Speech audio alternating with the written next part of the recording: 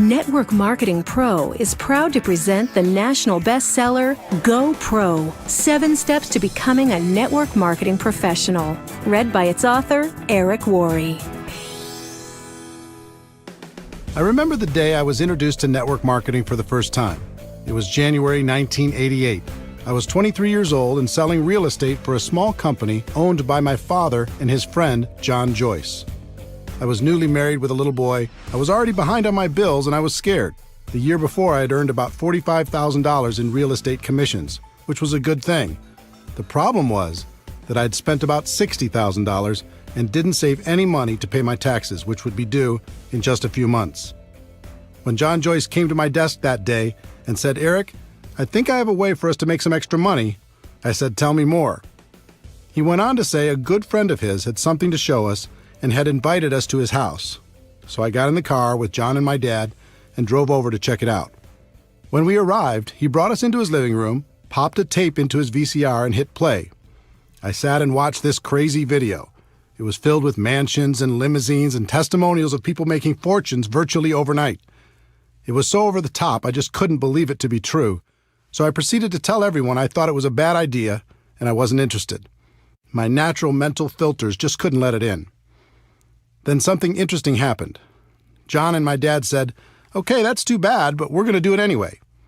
This had a major impact on me because the only thing worse than being broke and in debt was the thought of seeing these two go on to make huge money without me. So I changed my attitude, pulled my dad aside, and asked him if he'd loan me some money to sign up. Thank God he said yes, because deciding to become a network marketing distributor completely changed my life. When I got started, I treated my business like most people do, which is to say I didn't treat it like a business at all. I got in, made some phone calls, and hoped my timing and positioning was enough for me to get lucky and make a few bucks. And at first it worked. I did make some money, and it was very exciting, although I have to disclose something to you. For those first few months, my entire strategy was to quickly call all of my dad's contacts before he had time to get to them. I thought if I called them, told them my dad and John Joyce were involved, and got them to a meeting or to watch a video, then if they were interested, my dad wouldn't fight over who got the credit, since I was in his organization. I had limited success with this, but as you can imagine, it didn't last long. So 3 months after I got started, my network marketing income dried right up. And when it did, my positive attitude completely went away. I started to blame everything and everyone for my lack of success. My upline wasn't giving me enough help. The company didn't provide adequate training. I didn't know enough people. No one would respect me because I was so young. I blamed the product. I blamed the company. I blamed the economy. I blamed everyone but myself. But I had a big problem. Blaming the world wasn't helping to pay my bills, and I'd walked away from real estate after that first commission check. It was going to take too long to get a real estate commission, and I had no college degree, so getting a decent paying job was out of the question.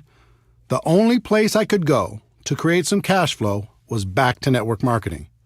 So I put my head down and went to work. At first, it wasn't easy. In fact, in my first 3 years, I rebuilt my organization 7 times. I'd build it up and it would crash, and I'd build it up again and it would crash over and over and over again. After those first 3 years, I was more than discouraged. I'd almost lost hope. Then something happened that changed my life. Actually, it was a combination of 2 things. It was the night before a company convention, and I was watching a news program on television. They had a guest who was an expert on a topic I can't recall now. What went through my mind was, how does a person become an expert on that topic? The only thing I could think of is they must have decided to become experienced, learn everything they could, read every book, talk to every other person, and learn it so completely that they became an expert. The next day I went to the company convention and watched superstar after superstar walk across the stage. And then it was like being hit by lightning. It finally clicked in my brain that if I truly decided to do it, I could become an expert at network marketing. I could focus on the skills. I could practice until I became an expert, and no one could stop me. Up until that moment, I was always looking for an angle. I was hoping to get lucky. I was hoping to sponsor that one superstar who was going to change everything. And I was scared I would lose my chance if it didn't happen soon. In an instant, everything changed. I realized I didn't have to worry about getting lucky. Timing and positioning were nice, but not necessary for my long-term success. I didn't have to worry about my upline, knowing the right people, or anything else. All I had to do was become an expert. So I decided that day to change my focus and develop the skills to become a network marketing professional. It was a day that changed my life. Since then, my life has been an amazing adventure. Network marketing became a career for me. I have complete time freedom. I've met the most amazing people around the world. I've been able to touch and be touched by the lives of hundreds of thousands of people, travel all over the world, contribute to the causes that are important to me, and most importantly, become a better person in the process. All of this happened for me, and it can happen for you too. In this audiobook, I'm going to give you the fundamental principles that can guide you to becoming a network marketing professional. They've served me well over the past few decades, and I know they'll serve you just as well. Welcome to an exciting adventure.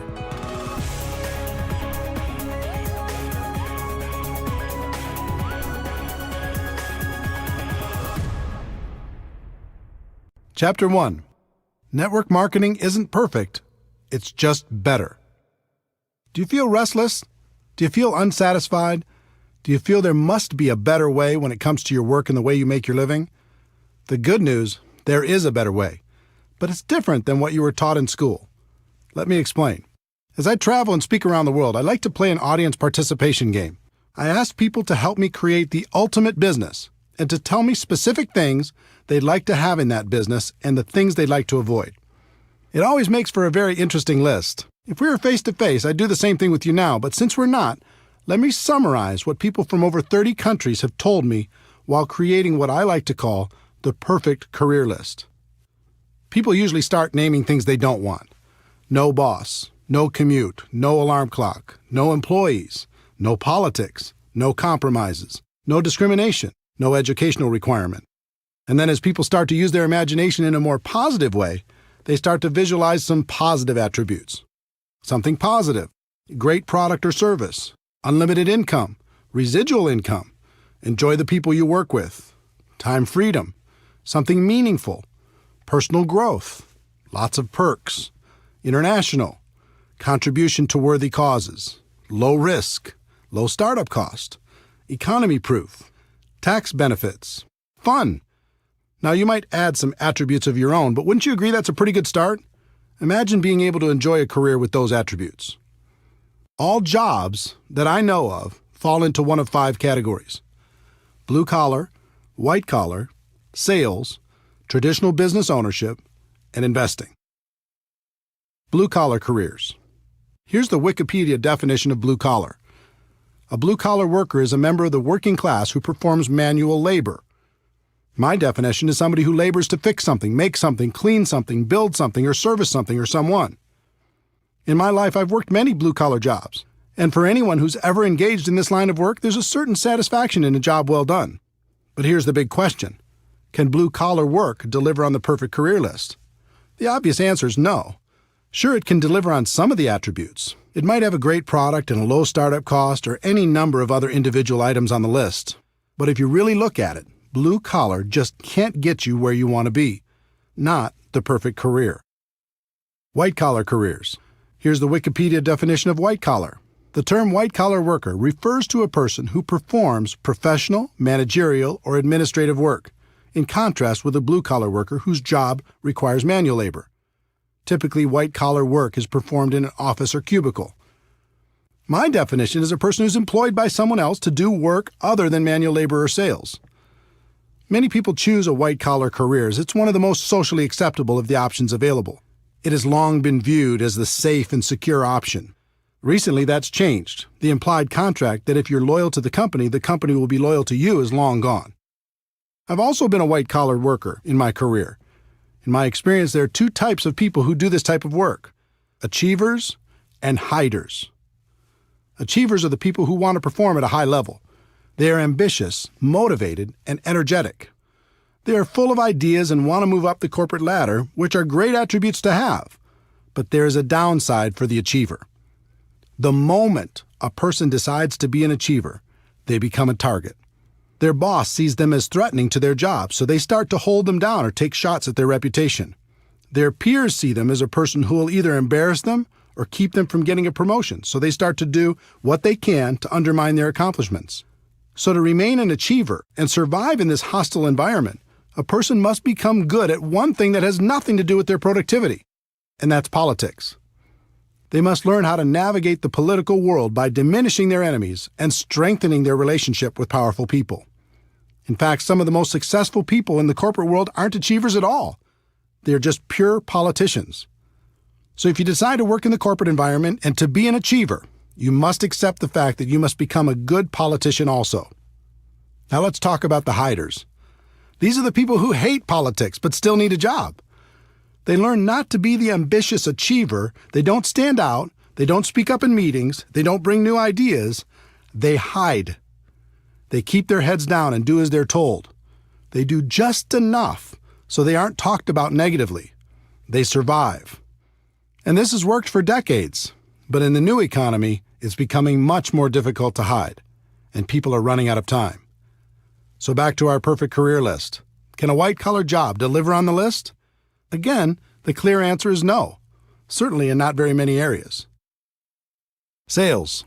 Some people choose to get away from being an employee and get involved in a sales career.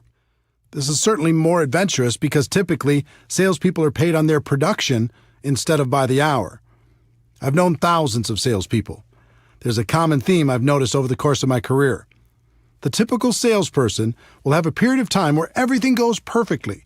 Everything they touch turns to gold, and they make some really good money. As soon as that happens, they almost always set their lifestyle to that level of income. They buy a new house, get new cars, put their kids in better schools, purchase a vacation home, the works. Everything's great for a while. And then something changes. The company changes the compensation plan. Their territory gets reduced. A competitor shows up. They lose their best customer. The economy goes into recession. New technology makes their offer less valuable, or government regulations change their industry. These are just a few examples. There are hundreds more reasons why the salesperson's world could, and probably will, get more complicated. When that happens, with the big lifestyle they've developed, now 40 hours a week isn't enough to pay the bills. So they go to 50 hours a week, and then 60, and then 70. And then their life gets very small. Yes, they have the stuff, but they don't have the time to enjoy it. The other challenge for the sales career is, no matter how a person does, they still start at zero the next day. It can be tiring to live under that kind of pressure over a long period of time. Can a sales career pay the bills? Sure. But can it deliver on the perfect career we described earlier? Again, the answer is no. Traditional business ownership. Some people opt for the big dream, building their own business where they're the boss and they call the shots. It's an exciting idea, isn't it? Here's the reality for most people. Step 1. They use their life savings, take on new debt, and many times borrow money from friends and family to get started. Step 2. They take on more debt in the form of leases and personal guarantees in just about every direction. Step 3. Now, instead of focusing on what they're good at, let's say they were great at sales and decided to start their own business, they have to be all things to all people.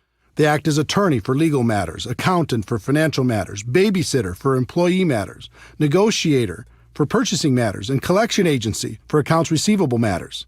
They even get to take out the garbage. They're doing everything but selling, which is what they were good at in the first place. Step 4. They struggle. Instead of owning the business owns them. They're the first person to work and the last person to leave, and after everyone else gets paid, they might be able to take home enough money to pay their own bills, let alone reduce the debt they incurred to start the business in the first place.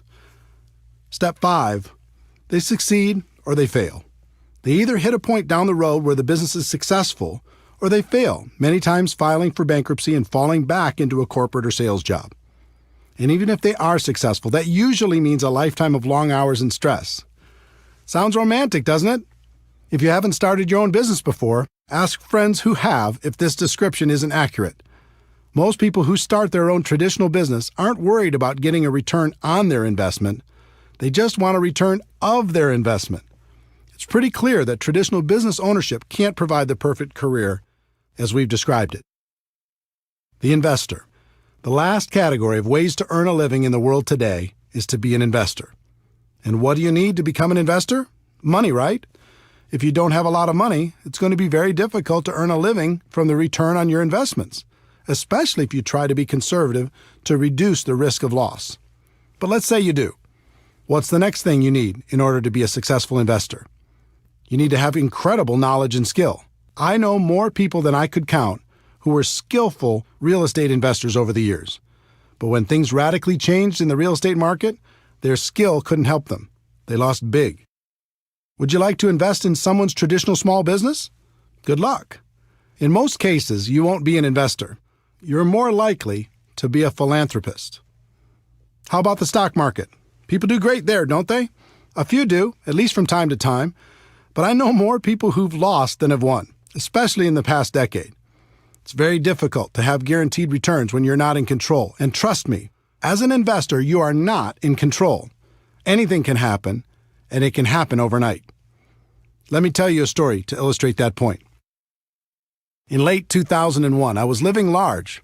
I'd sold a company I co-founded and was working as a very highly paid consultant. For my part of the sale, I received approximately 170,000 shares of stock in the new company. It was publicly traded on the New York Stock Exchange and selling for about $44 a share, which meant the value of my stock was around $7.5 million. I had big income and a great portfolio. Life was good. I used part of the stock to secure a home construction loan of about $2 million for a dream house I was building. As for the rest, I didn't diversify because I knew the company was in great shape with a good product and an amazing sales force. Then something out of my control happened. Overnight, the stock went to $37 a share because a group of investors had targeted the company and shorted the stock. In other words, the lower the stock price went, the more money they'd make. I thought it was ridiculous because the company was doing great. So I bought some more shares at $37, using my existing shares as collateral, knowing the price would go back up.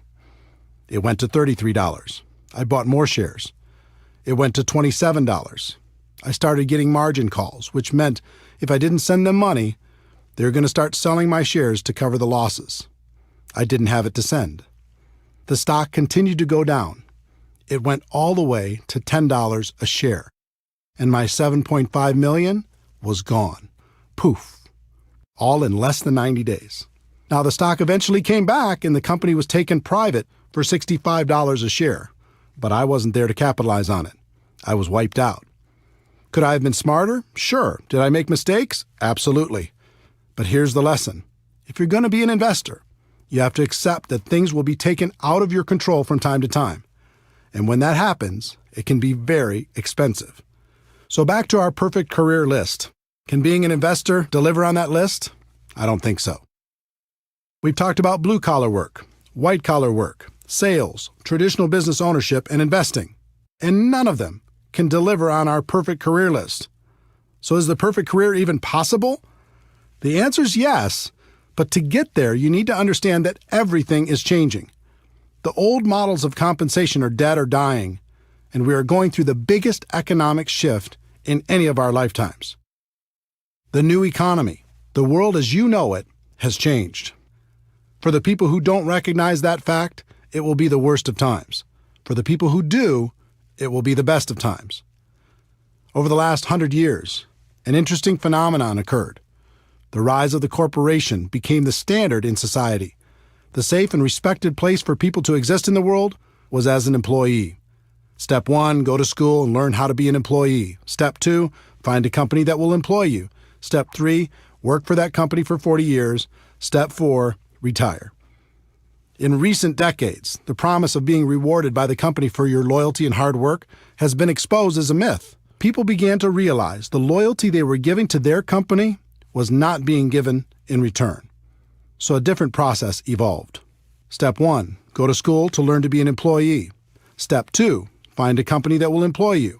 Step 3, switch companies for various political or economic reasons every 3 to 5 years over the course of your career. Step 4, find that you can't retire comfortably after 40 years, so you keep working. And now we're going through the biggest shift in any of our lifetimes. For a century, companies have paid people by the hour, by the week, or by the year. That's changing on a global level. The world is moving towards a performance economy, and it's already happening. Here's what that means. In the future, you're only going to be paid for performance. You won't be paid for your time anymore. Servers in the food industry already live in this model. They get a very low hourly wage required by law, and they make their living through tips based upon their performance. If you can imagine the same model being applied to virtually every job in the world, you'll see what's coming. The person cleaning the rooms in a hotel won't be paid by the hour anymore. They'll be paid by the room. For office workers, here's an example. A person has a $60,000 annual salary. Step one, the company will lower that salary to something like $50,000 because with today's marketplace, there's other people who will take the job for a lower amount. Step two, they'll reduce their base salary to something like $20,000 a year. Step three, they'll tell that person that they can get an additional $30,000 over the year if they hit certain performance benchmarks on a monthly basis. In other words, if they hit their numbers, they can make an additional $2,500 a month. Now the pressure's on and the company's loving it. If you don't hit your numbers, they can save even more money. If you do hit your numbers, guess what's in your future? They're going to raise your requirements. Unless you are extremely specialized, this will happen to you if it hasn't already. Count on it. And it will happen in every single profession worldwide. The evolution has begun. Why is this happening? One, it's a better model for the company. They'll get better results with less expense. Two, the new economy needs fewer people, so the company has more people competing for fewer and fewer jobs. Let me explain why the new economy needs fewer people. The exponential rise of technology has changed everything. Over 100 years ago, 90% of the population worked in agriculture. Today, because of dramatic efficiencies, it's less than 1%, and the farming jobs are gone. Remember customer service call centers where you talk to people? Today you talk to a machine, and those jobs are gone. Remember when companies had a massive amount of salespeople? Now people order online, and those sales jobs are gone. Remember Blockbuster Video and all of its employees? Now people watch movies on their handheld or tablet devices, and those jobs are gone. I love books, but go to your local bookstore while you can. There'll be history soon, and so will the jobs provided by those stores. I could go on through virtually every work category in the world. Technology and efficiency are eliminating jobs every single day, and there's nothing we can do to stop it. In fact, it's only going to accelerate. If you're sitting there waiting for the economy to bounce back and for jobs to return, don't. They aren't coming back. Just like the children of farmers saw the handwriting on the wall and left farming for new vocations, the same thing is happening for people working in old economy jobs. To survive, they'll need to open their eyes to this reality and find something new. Network marketing is better. The best way I know to not only survive but to thrive in the new economy is network marketing. There are important products and services in the world today that need to be promoted to the people who need them. Consumers still need to be educated. Companies have choices. They can dive into the ever-fragmented world of advertising to get the word out.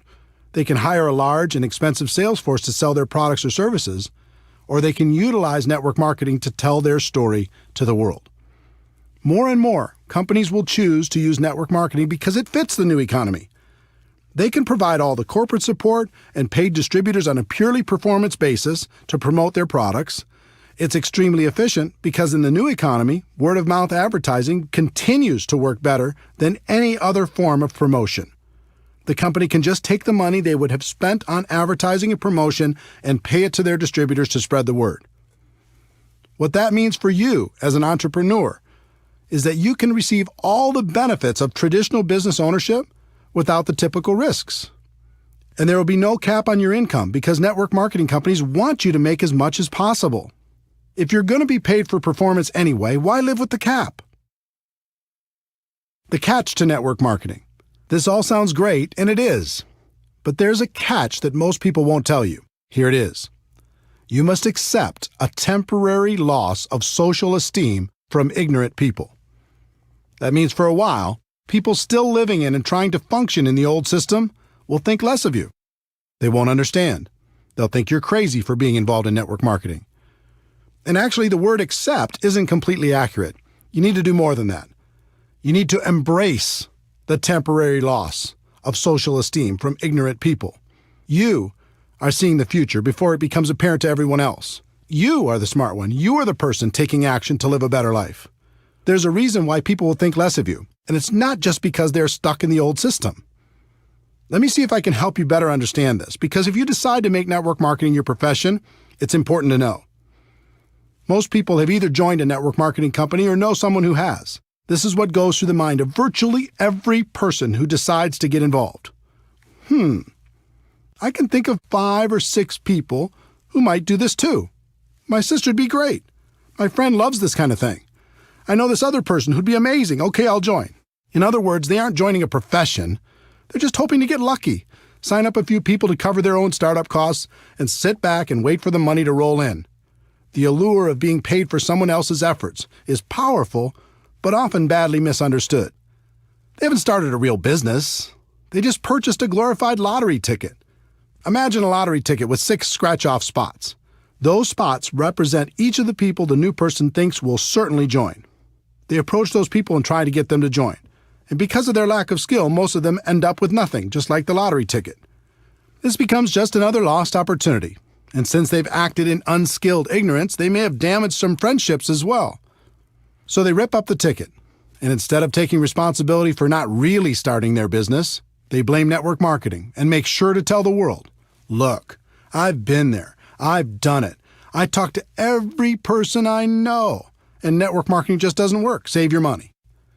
That's what you're dealing with if you choose this as a profession.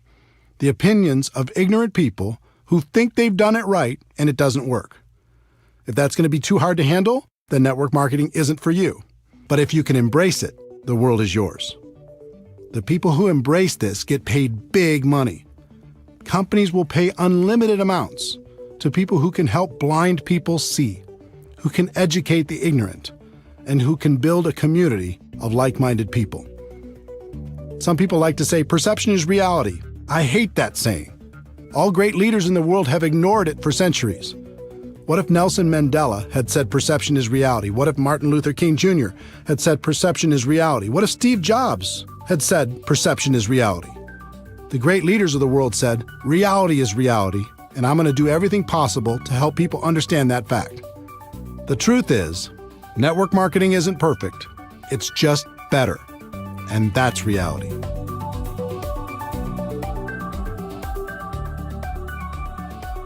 Chapter 2. If you're going to be involved in network marketing, decide to be a professional. Decide to go pro. There are 3 categories of people in network marketing. I've seen all of them, and I've been all of them. They are the posers, the amateurs, and the professionals. Posers. Posers treat this profession as a lottery ticket.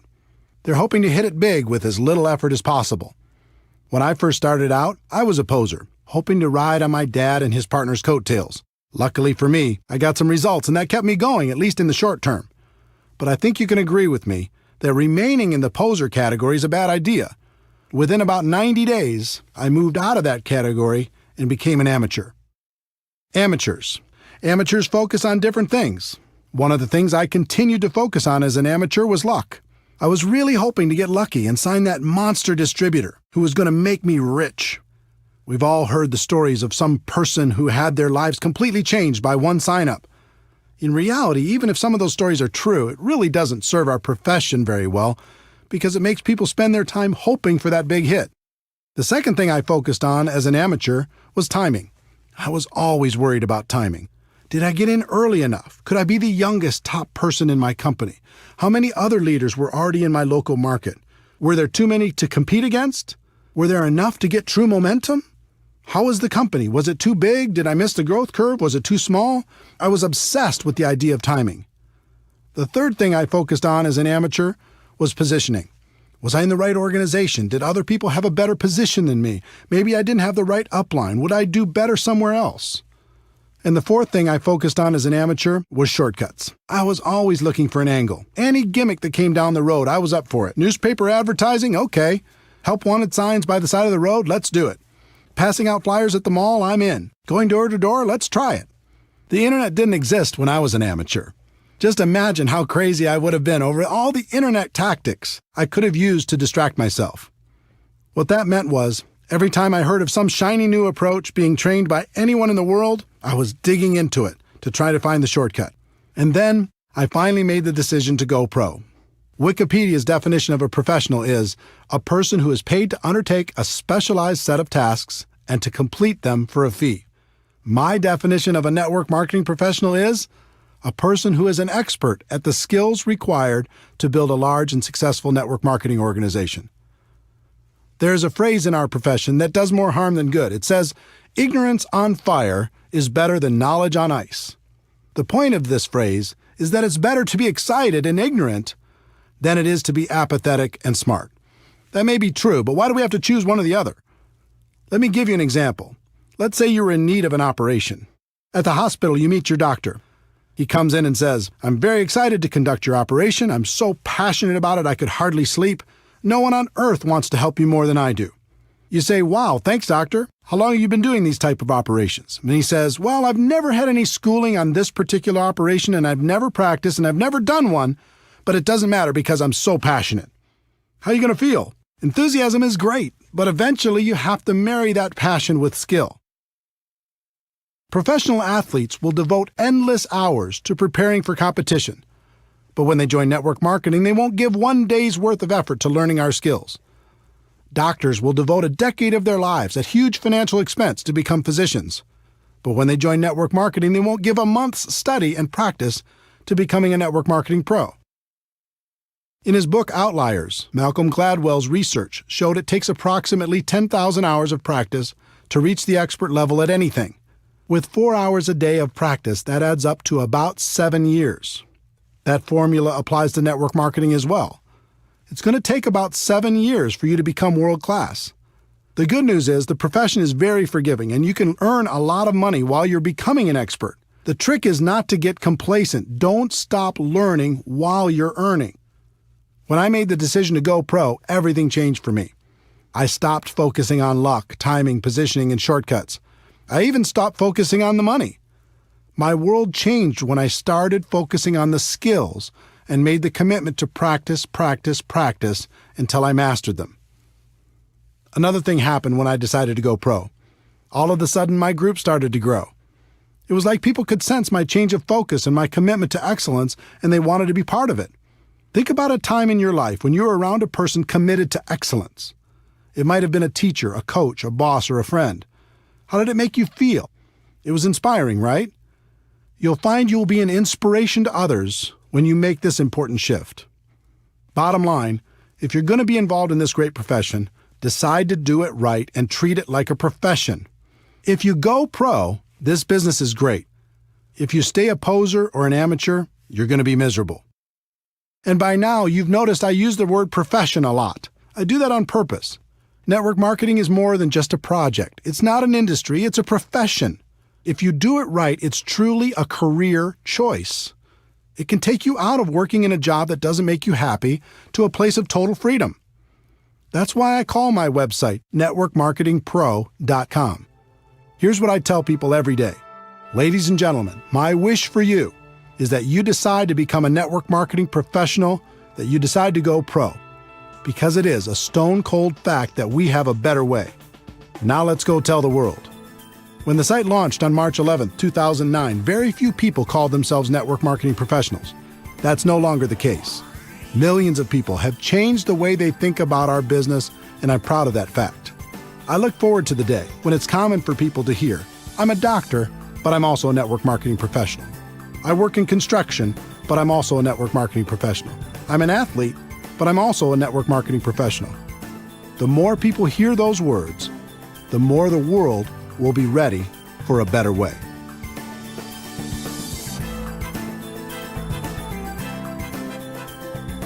Chapter 3. Like any profession, you'll need to learn some skills. I hope by now I've been successful at convincing you that network marketing is a better way. I hope I've also gotten the point across, if you're going to be involved, it's best to become a professional. The next step is recognizing that you'll need to learn some skills. But before we get to those skills, let me give you some good news. Unlike most professions, you're not going to need a lot of money for your education. You won't have to take out student loans, and you can actually earn while you're learning. In addition, this profession isn't biased. In fact, it's the most equal opportunity in the world. Your background, experience, contacts, age, race, or gender aren't going to be factors in your ability to learn the skills to go pro. And finally, this isn't complicated. The skills necessary to grow a large and successful business are extremely learnable, and you're going to have a surprising number of people financially motivated to help you learn them. There are 3 primary elements to your network marketing business. First, you have the company's products. If some people are successful in marketing those products and you're not, it isn't the product's fault. In other words, everyone in your company has the same products to offer to the public. Second, you have the company's compensation plan. If some people are making a lot of money and you're not, it isn't the compensation plan's fault. There isn't one plan for men and one for women. There isn't one plan for different age groups or educational backgrounds or for the color of your skin. The compensation plan is the same for everyone. The third element is the most important, and that element is you. You are really the only variable. Everyone has the same product and the same compensation plan, but you're going to be the difference between success and failure. That means right here and right now, you need to take responsibility for your network marketing business. Decide today never to blame anyone or anything else for your lack of results. In fact, in network marketing, there's something of an epidemic going on. People just love to blame their upline, the people above them in the structure, for all of their problems. If my upline did this for me or did that for me, everything would be better. If you're committed to building a large and successful organization, I'd encourage you to do something important. I'd like you to say goodbye to your upline. Call them up and say something like, "I want to thank you for this opportunity. I appreciate it. Getting into business for myself was important, and I appreciate you introducing me to a company that you believe in and that I now believe in as well. But from now on, when it comes to building my business, I'm going to use you as a resource, but never as an excuse. I may call on you from time to time. If you're available, that's great. If you're not, that's okay too. I'm going to build my business, and I understand one thing. It begins and ends with me." Everything changes when you take full responsibility for your network marketing career. Would it surprise you to know that there are only 7 fundamental skills necessary to build a huge business in network marketing? 7, not 70. Each one's fairly basic, but it always amazes me how little effort people put into learning them. If a college course were offered on network marketing, it would be one of the easiest classes to take.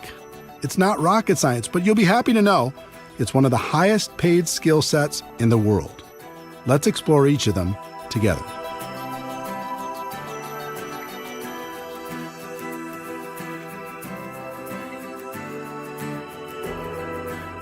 Chapter 4. Skill number 1, finding prospects. When people look at network marketing, one of their big questions is, do I know anybody? They believe if they know a lot of people, they can have lots of success, and if they don't know a lot of people, they don't have a chance. It sounds logical, but it's just not true.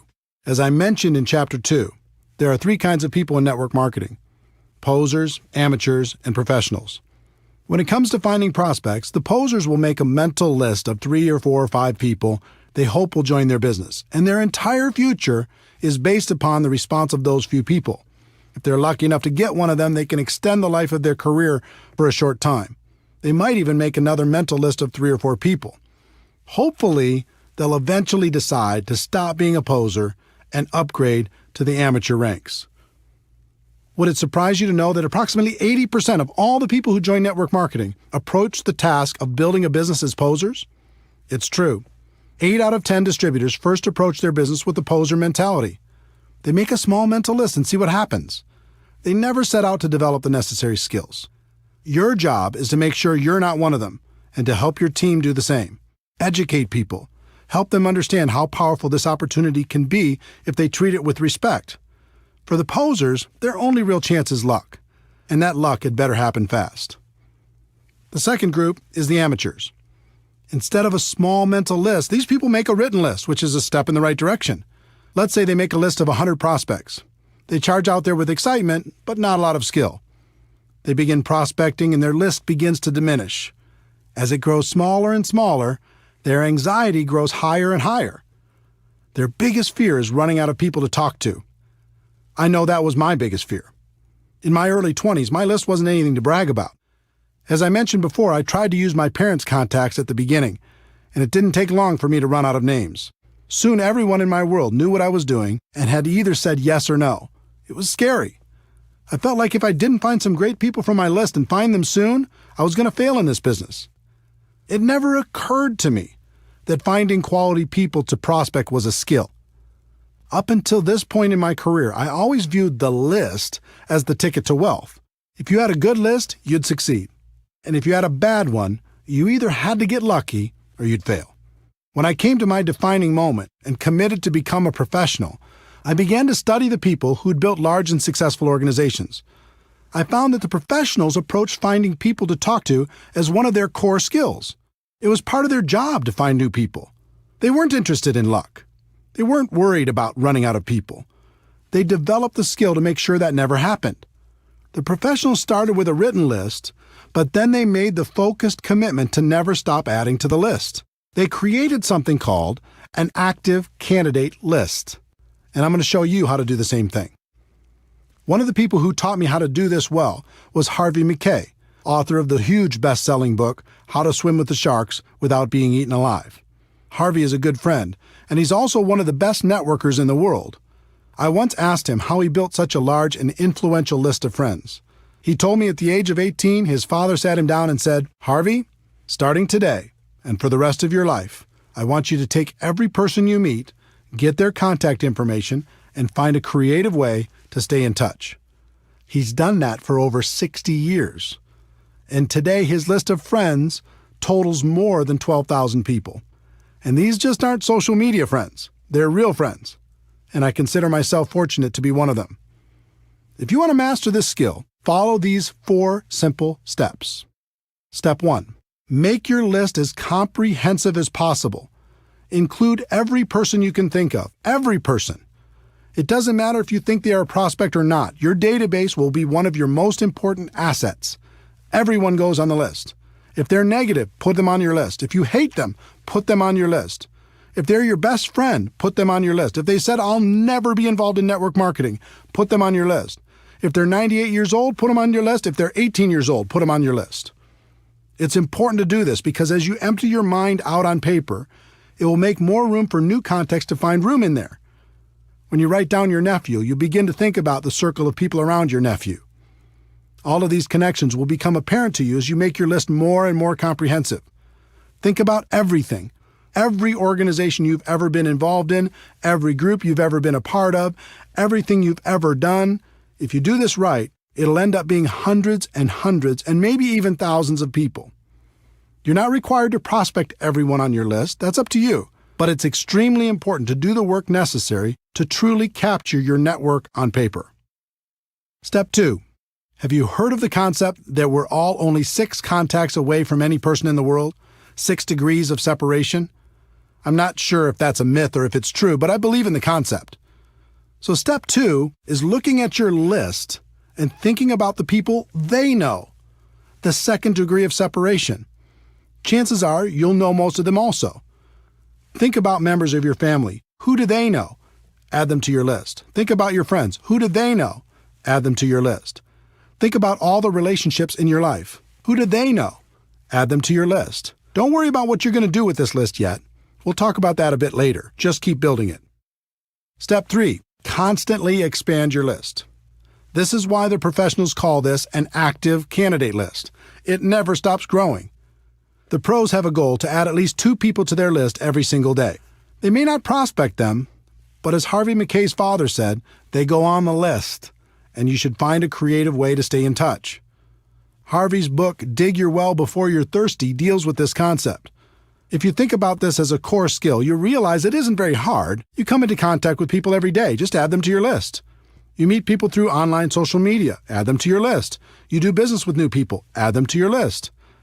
My friend Jordan Adler is the author of Beach Money. He's also a 7-figure-a-year earner in network marketing. He's a master at step 3. He just lives his life and is always making new friends. And if you look at his business, almost all of the people he's recruited into his huge organization are people he didn't know before he started his network marketing business.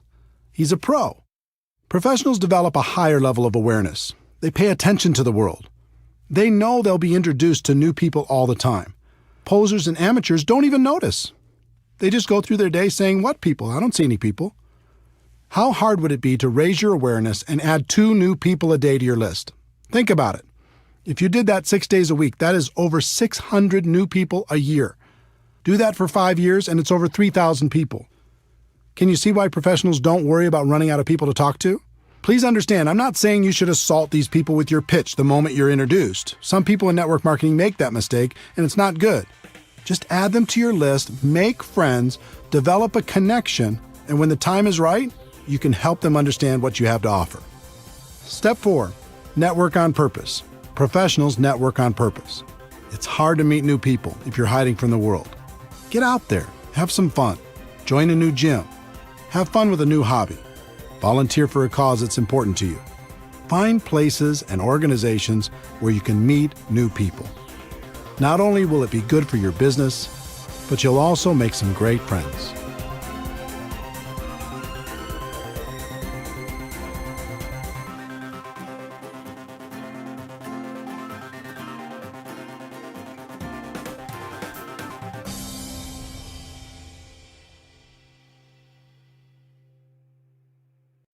Chapter 5. Skill number 2. Inviting prospects to understand your product or opportunity. Once you've identified your prospects, the next skill is learning how to properly invite them to find out more about your product or opportunity. This is by far the most critical skill to develop. I call it the gateway skill for network marketing. If you aren't successful in getting anybody to take a look, then we can guess what your future will look like in MLM. Most people think you must start off with a great reputation and have a lot of influence with others for them to take a look at your opportunity. It's just not true. When I first started in 1988, I had no reputation and no influence. I barely escaped high school, attended one semester of community college before dropping out, and had a total of 18 jobs, all before the age of 23. Do you think I had a lot of respect in the community? I had zero.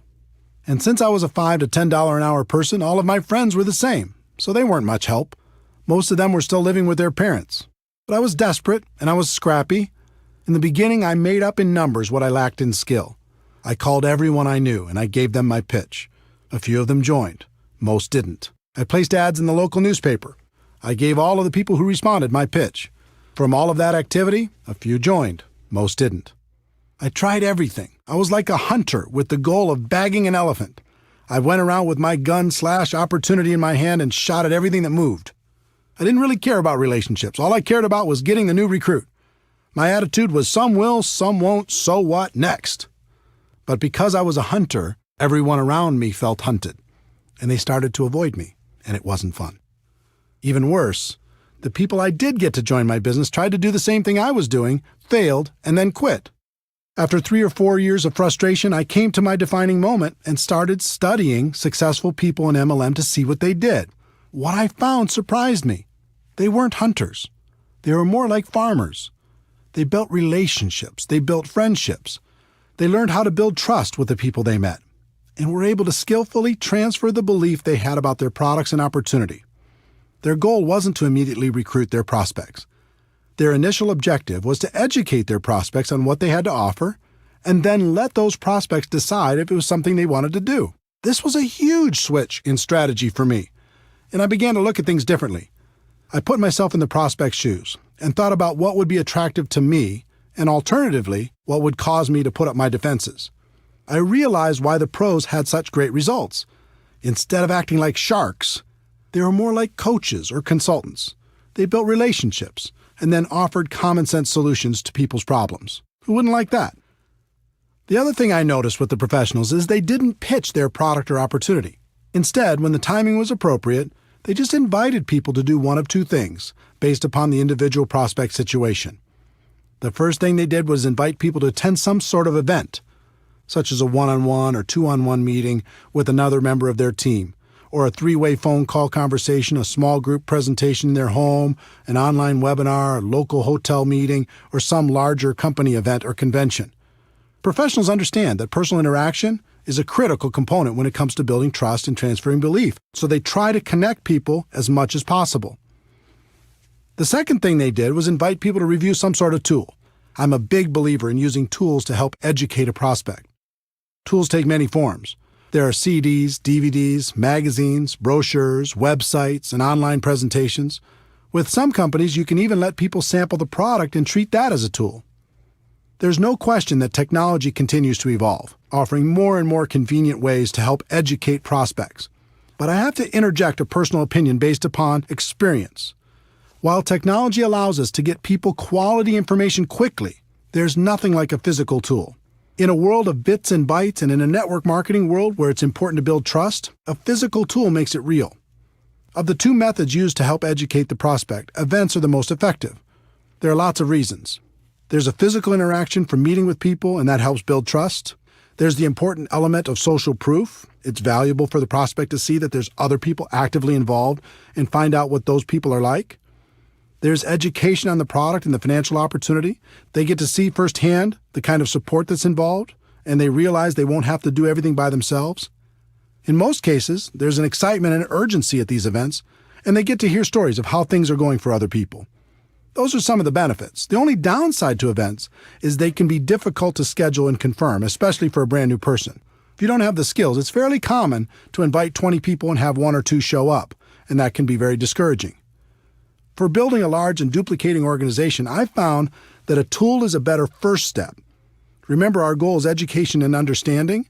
We want people to know what we have and understand how it can benefit their lives. A tool is a great way for people to become educated and hopefully excited in the middle of their busy lives. They might not have time to drive across town to meet with you, but they can listen to a CD in their car or watch a short DVD, read a magazine, or watch an online presentation. If you were to look back at my career, you'd see that tools changed everything for me. In 1990, my company came out with a video that was dynamic and exciting. Even though it was wildly expensive at $15 each, back then it was worth it. Because when you learned how to invite people to watch that video, the results were dramatic. Everyone in the company became focused on a daily method of operation that centered around inviting people to watch our video. We allowed no distractions. Our entire culture revolved around this strategy, and our growth went through the roof. Events were still very important, but they were a second step after a person watched our video. By adopting this new approach, my organization finally broke out, and I was able to enjoy the experience of having a group that grew with or without me. It was more fun than I can describe. My group grew from a few dozen to a few hundred and then a few thousand. All I did was learn how to successfully invite people to watch a video, follow it up with an invitation to an event, and teach everyone else to do the same thing. The second career breakthrough took the form of an audio cassette. Yes, I said cassette. This was 1992, and that's all we had. The company was launching something new and exciting, and this time I personally recorded an audio that explained the opportunity in detail. We sold it for 50 cents a piece, which covered our costs, and in less than 1 year, that little audio cassette sold over 1 million copies. We taught people how to invite prospects to take that cassette, put it in their car, and listen to it right away. The results were amazing. We trained people to get 100 cassettes at first, get them out to everyone they knew, and then had them focus on getting out 2 a day after that. Using that simple system, my income grew to almost $1 million a year. Different companies use different tools and event strategies to grow their business. Some use home parties, some use online presentations, some use one-on-ones with magazines and flip charts. Find what's working best in your particular company, develop your daily method of operation, and then train your people how to effectively do the same and invite their prospects to plug in. As a professional, you're going to be inviting your prospects to review a tool or attend an event. Here's what you're not going to be doing. You're not going to be pitching people and trying to dazzle the world with your wisdom. That approach will feed your ego, but steal from your bank account. Let me give you my formula for financial independence in network marketing. Your ability to get a large group of people to consistently do a few simple things over an extended period of time. It was this formula that helped me break out of network marketing mediocrity, and it will help you do the same. For years, I focused and depended on my ability to persuade other people to join me. Then I graduated to finding a few key leaders I could train to do what I was doing. And finally, I learned the formula I just gave you and began to focus on getting a large group of people to consistently do just a few simple things and to keep doing them. When that happened, everything changed for the better. Those are the fundamentals. Let's take a moment to talk about the emotions of inviting. There are 4 basic rules. Rule number 1. You must emotionally detach yourself from the outcome. This is extremely important. Remember, our initial goal is education and understanding. It's not getting a new customer or signing a new distributor. In other words, if you disconnect your emotions from that outcome and just focus on education and understanding, everything gets very simple. This sounds easy, but it's difficult to do. All of us come into this business with the hope of recruiting some great people. It's hard to disconnect from those expectations. But you need to remember, we're not hunters. We're not sharks. Our job is to educate people and help them understand what we have to offer. We act as consultants, offering suggestions on how people can live a better life. If you focus on getting a customer or a new distributor, you'll constantly be disappointed and you'll find your prospects running away from you. If you focus on education and understanding, you'll have fun and your prospects will enjoy the experience. Rule number 2, be yourself. So many people become a different person when they start inviting. This makes everyone uncomfortable. Be yourself. Just focus on being your best self. Rule number 3, bring some passion. Enthusiasm is contagious. It's okay to get a little bit fired up. Get focused. Listen to some music that inspires you. Smile when you're on the phone. I assure you, your positive emotion will translate into better results. Rule number 4, have a strong posture. This was a big one for me. At first, I was so insecure, I didn't think anyone would take me seriously. But as I watched the professionals, I noticed their posture. They were bold, they were confident, they were strong. So I decided to be bold as well. I stopped apologizing all the time. Instead of saying, yes, I know, I've had a lot of jobs so far in my life, but I'm hoping this will be the change I've been looking for, I started saying, guess what? I'm sick and tired of the life I've led up until this point, and I've decided to take charge. I wouldn't bet against me because I'm serious. You feel the difference? Be yourself, but be a bolder self. Be yourself, but be a stronger self. Be yourself, but be a more confident self, at least when you're inviting. I found I could do that for short periods of time at the beginning. And just like building a new muscle, I could eventually do it longer and longer until it became part of me. So now that we've set the stage, let's go through the invitation formula. This formula is designed to be used over the phone or face-to-face. It's not to be used with texting, email, or any other communication tool, just on the phone or face-to-face. This can work with your warm market prospects, someone you know, or cold market prospects, someone you meet while living your life. I'll give you examples for both. There are 8 steps to a professional invitation. That might sound complicated, but with a little practice, you'll find it's an easy skill to master. Step 1, be in a hurry. Step 2, compliment the prospect. Step 3, make the invitation. Step 4, if I, would you. Step 5, confirmation number 1, get the time commitment. Step 6, confirmation number 2, confirm the time commitment. Step 7, confirmation number 3, schedule the next call. And Step 8, get off the phone. Step 1, be in a hurry.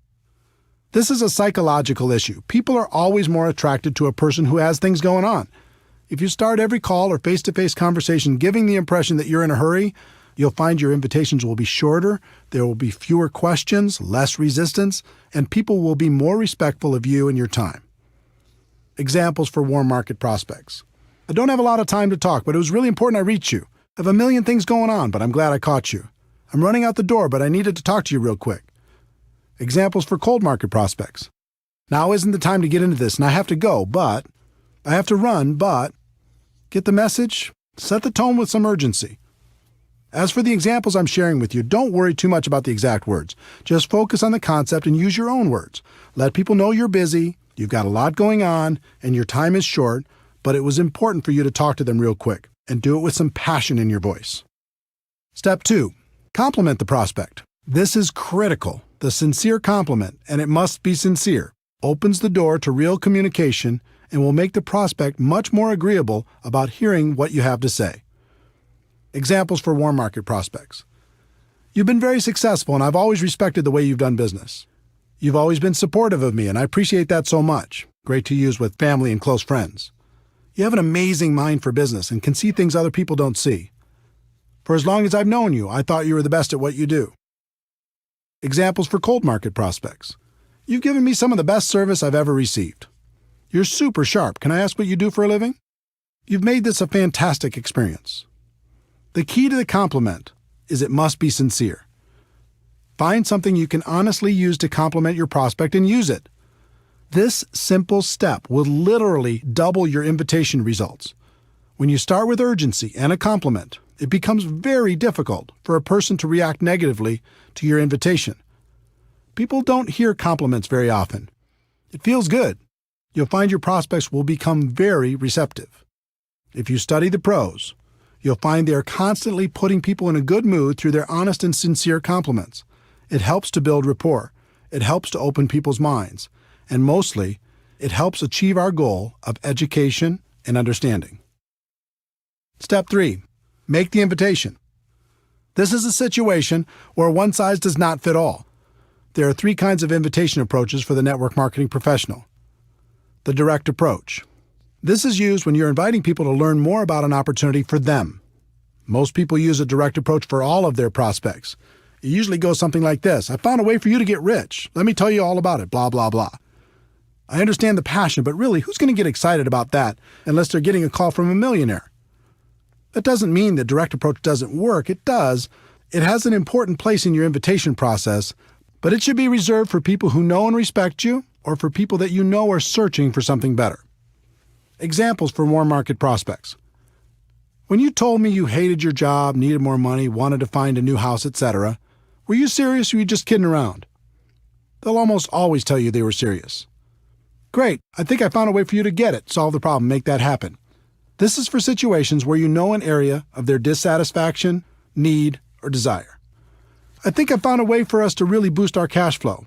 When I thought of people who can make an absolute fortune with a business I found, I thought of you. Are you still looking for a job or a different job? I found a way for both of us to start a great business without all the risks. Let me ask you a question off the record. If there was a business you could start working part-time from your home that could replace your full-time income, would that interest you? Examples for cold market prospects. Have you ever thought of diversifying your income? Do you keep your career options open? Do you plan on doing what you're doing right now for the rest of your career? You can follow these cold market scripts or any variations with the following. I have something that might interest you. Now's not the time to get into it, but. The indirect approach. This is another powerful tool to help people get past their initial resistance and educate them on what you have to offer. The indirect approach is about asking the prospect for help, input, or guidance. I used this approach extensively and with great success when I first started out. Because of my lack of credibility at age 23, I couldn't get much success with a direct approach, so I learned to play myself down and play up to the prospect's ego. It worked incredibly well, and it still works today. Examples for warm market prospects. I've just started a new business and I'm really nervous. Before I get going, I need to practice on someone friendly. Would you mind if I practiced on you? This is a great approach for family and close friends. I found a business I'm really excited about, but what do I know? You have so much experience. Would you look at it for me if I made it easy on you? And let me know if you think I'm making the right move? A friend told me the best thing I could do when starting a business is to have people I respect take a look at it and give me some guidance. Would you be willing to do that for me if I made it simple? Examples for cold market prospects. When you meet someone from another city, state, or country, and if your company does business there, you can say, "My company is expanding in your area. Would you do me a favor and take a look at it and let me know if you think it would work where you live?" When you meet someone who might provide good input on your product, you can say, "I've started a business with a product I think makes a lot of sense, but I'd like to get your input. Would you be willing to check it out and give me your opinion?" The super indirect approach. The third approach is the super indirect approach. This approach is incredibly powerful because it works on a number of psychological levels.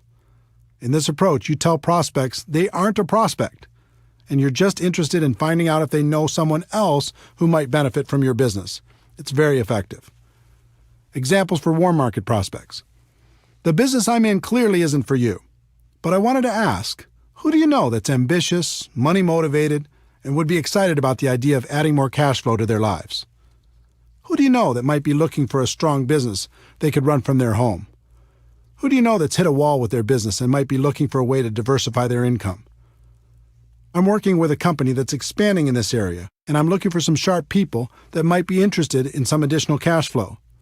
Do you know anyone who might fit that description? In most cases, they're going to ask you for more information before they give you any names. Behind that request will be curiosity and intrigue, thinking this might be for them, but they're not going to admit that to you yet. When they ask for more information, you can respond with, "That makes sense." You'll want to know more about it before you refer some of your contacts. Then you could just move to step 4. Examples for cold market prospects. Cold market is exactly the same as warm market for the super indirect approach. Just use the warm market scripts or any variation that's comfortable for you. Step 4. If I would you. This question has been my secret weapon for a very long time. It is by far the most powerful phrase I've come across in building a large and successful network marketing business. If I gave you a DVD, would you watch it? If I gave you a CD, would you listen to it? If I gave you a magazine or some other printed material, would you read it? If I gave you a link to a website with a complete presentation, would you check it out? If I invited you to a special invitation-only webinar, would you attend? If I invited you to a special invitation-only conference call, would you listen in? This question is so powerful, and for a number of reasons. First, it's reciprocal. You're saying you'll do something if they'll do something. As human beings, we're hardwired to respond positively to these types of situations. Second, it puts you in a place of power. You're in control. You're not begging. You're not asking for favors. You're simply offering a value exchange. And third, it implies that you have something of value to offer. You're saying that you will do something, but not unless the other person will do something in exchange. When you value what you have, people will respect you. When I first started, I didn't know about this magical question. I just said things like, I really, really, really want you to watch my video, try my product, listen to the CD, etc. You can imagine the results. The whole psychology of it is weak. If you use if I would you, you're having a business conversation. If you use I really, really, really want you, now you sound desperate, and a desperate distributor is not attractive. If you've used this approach, you already know what I'm talking about. If I would you gets results. It gets people to say yes. It helps prospects see what we have in a different light. Remember, our goal is education and understanding. If I would you helps us achieve that goal. If you started the call with urgency, complimented the prospect, made the invitation, and asked if I would you, their answer will be yes almost 100% of the time, and you can just go to step 5. If they ask for more information first, just respond with, I understand you want more information, but everything you're looking for is on the CD, DVD, printed piece, link, etc. The fastest way for you to really understand what I'm talking about will be for you to review that material. So if I gave it to you, would you review it? If they say no, then thank them for their time and move on. Also, review steps 1 through 3 to see where you might have done better, but do not give your material to them. So you've gone through the first 4 steps and the person said yes. Success! They've agreed to review your tool. Does that mean they'll follow through? Nope. In fact, only about 5% of your prospects will do what they said they would do if you just use the first 4 steps, and 5% is not a good number. To get closer to 80%, you need to complete the invitation process professionally. Step 5. Confirmation number 1. Get the time commitment. You've asked if I would you, and they've said yes. The next step is to get a time commitment. When do you think you could watch the DVD for sure? When do you think you could listen to the CD for sure? When do you think you could read the magazine for sure? When do you think you could watch the link for sure? Don't suggest a time for them. That's another mistake I made early on in my career. Just ask the question and wait for them to respond. This question makes them think about their schedule and their commitments, find a place to review your tool, and communicate that back to you.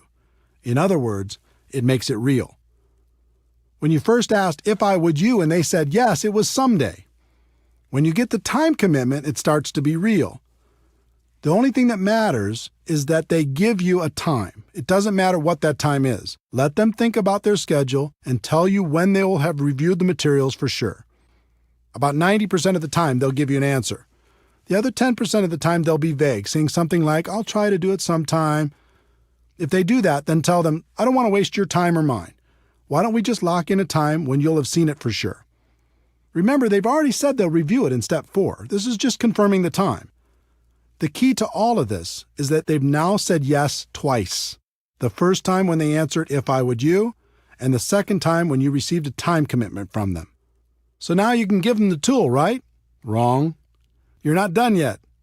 The professionals take a few more seconds to complete a couple more steps before they're finished. Step 6, confirmation number 2, confirm the time commitment. If they tell you they'll watch the DVD by Tuesday night, your response should be something like, so, if I call you Wednesday morning, you'll have seen it for sure, right? If they say they'll listen to the CD by Thursday morning, your response should be, so if I called you sometime later in the day on Thursday, you'll have listened to it for sure, right? If they say they'll watch the link by July 1st, Your response should be, "So if I call you on July 2nd, you'll have looked at it for sure, right?" They will either naturally say yes or they will adjust the time slightly. In any case, the significance of step 6 is now they've confirmed 3 times and they are much more likely to follow through. And the key is, this isn't an appointment you've set. It's an appointment they've set. They said they'd review the materials. They would do it by a specific time. And if you called them after that, they would have reviewed the materials. You've asked the questions. Their answers made the appointment. Step 7, confirmation number 3, schedule the next call. This step is simple. Just ask, what's the best number and time for me to call? They'll give you what works best for them, and now you have a real appointment. All you have to do is be sure to remember to call when you said you'd call. They've said yes 4 times. The whole invitation took a few minutes, and your chances of achieving your goal of education and understanding has gone from about 5% to about 80%. Step 8, get off the phone. Remember, you're in a hurry, right? Once you've confirmed the appointment, the best thing to say to someone is something like, "Great, we'll talk then, gotta run." Too many people make the appointment and then unmake it by talking and talking and talking. Remember, our goal is education and understanding, and we're going to let the third-party tool do most of the work. Here are some examples of all 8 steps. A person you know who hates their job, direct approach. "Hey, I don't have a lot of time to talk, but it was really important I reach you. Listen, you're one of the most financially intelligent people I know, and I've always respected that about you. When you told me you really didn't like your job, were you serious or were you just kidding around?" They say they were serious. "Great, I think I found a way for you to create an exit strategy. I have a CD that describes what I'm talking about better than I can. If I gave you this CD, would you listen to it?" They say yes. "When do you think you could listen to it for sure?" They say Tuesday. "So if I call you Wednesday morning, you'll have reviewed it for sure, right?" They say yes. "All right, I'll check back with you then. What's the best number and time for me to call?" They give me the information. "Got it. We'll talk then. Gotta run. Thanks." A good friend, indirect approach. "Hey, I'm running out the door, but I needed to talk to you real quick. Do you have a second?" "Great. Listen, you've always been so supportive of me, and I appreciate that so much. I've just started a new business, and I'm really nervous. Before I get going, I need to practice on someone friendly. Would you mind if I practiced on you?" They say sure. "Great. If I gave you a DVD that laid out the information in a professional way, would you watch it?" They say yes. "It's about 15 minutes long. When do you think you could watch it for sure?" They say Thursday. "So if I called you Friday morning, you'll have reviewed it for sure, right?" "Fantastic. What's the best number and time for me to call?" They give you the information. "Great. We'll talk then. Gotta run. Thanks." A highly successful person, super indirect approach. "I know you're busy, and I have a million things going on too, but I'm glad I caught you. You've been wildly successful, and I've always respected the way you've done business. I've recently started something new, and I'm looking for some sharp people. It's clearly not for you, but I wanted to ask, who do you know who's ambitious, money-motivated, and would be excited about the idea of adding a significant amount of cash flow to their lives?" They say they do know some people. "I understand that you'd want to know more about it before you recommend people. I have a DVD that explains exactly what I'm doing and the kind of people I'm looking for. It's brief. If I sent one to you, would you review it?" They say they would. "Thanks. When do you think you could view it for sure?" They say next Monday. "Okay, so if I call you next Tuesday, you'll have reviewed it for sure, right?" "Okay, I'll check back with you then. What's the best number and time for me to call?" They give the information. "Okay, great. Thanks again. I appreciate it so much. Talk to you next Tuesday." A cold market prospect who's done a good job selling you something. Direct approach. "Now isn't the time to get into this, and I have to go, but you're super sharp, and I happen to be looking for some sharp people. Do you plan on doing what you're doing now for the rest of your career?" They say no.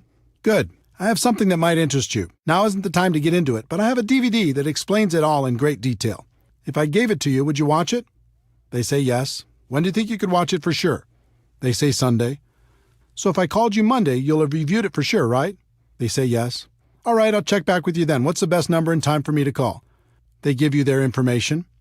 "Okay, here it is. Thanks again for the excellent service, and I'll talk to you soon." Are you feeling the flow of how this works? Obviously, there are many possible variations for different kinds of prospects, but I hope these examples help you understand how everything comes together. In terms of scripts, it's best if you get the basic concepts down and don't focus too hard on the exact script. Life doesn't work that way. But if you learn to let your prospect know you're in a hurry, then compliment them, then invite them, then pass on a tool with "if I would you," then confirm using the process I described, and finally get off the phone or complete the invite, you'll do just fine. Remember, in recruiting, there are no good or bad experiences, just learning experiences. On your journey to become a network marketing professional, the best thing that can happen is for you to develop the skills to recruit on demand in any situation. Then you never have to worry about being lucky. So practice, practice, practice.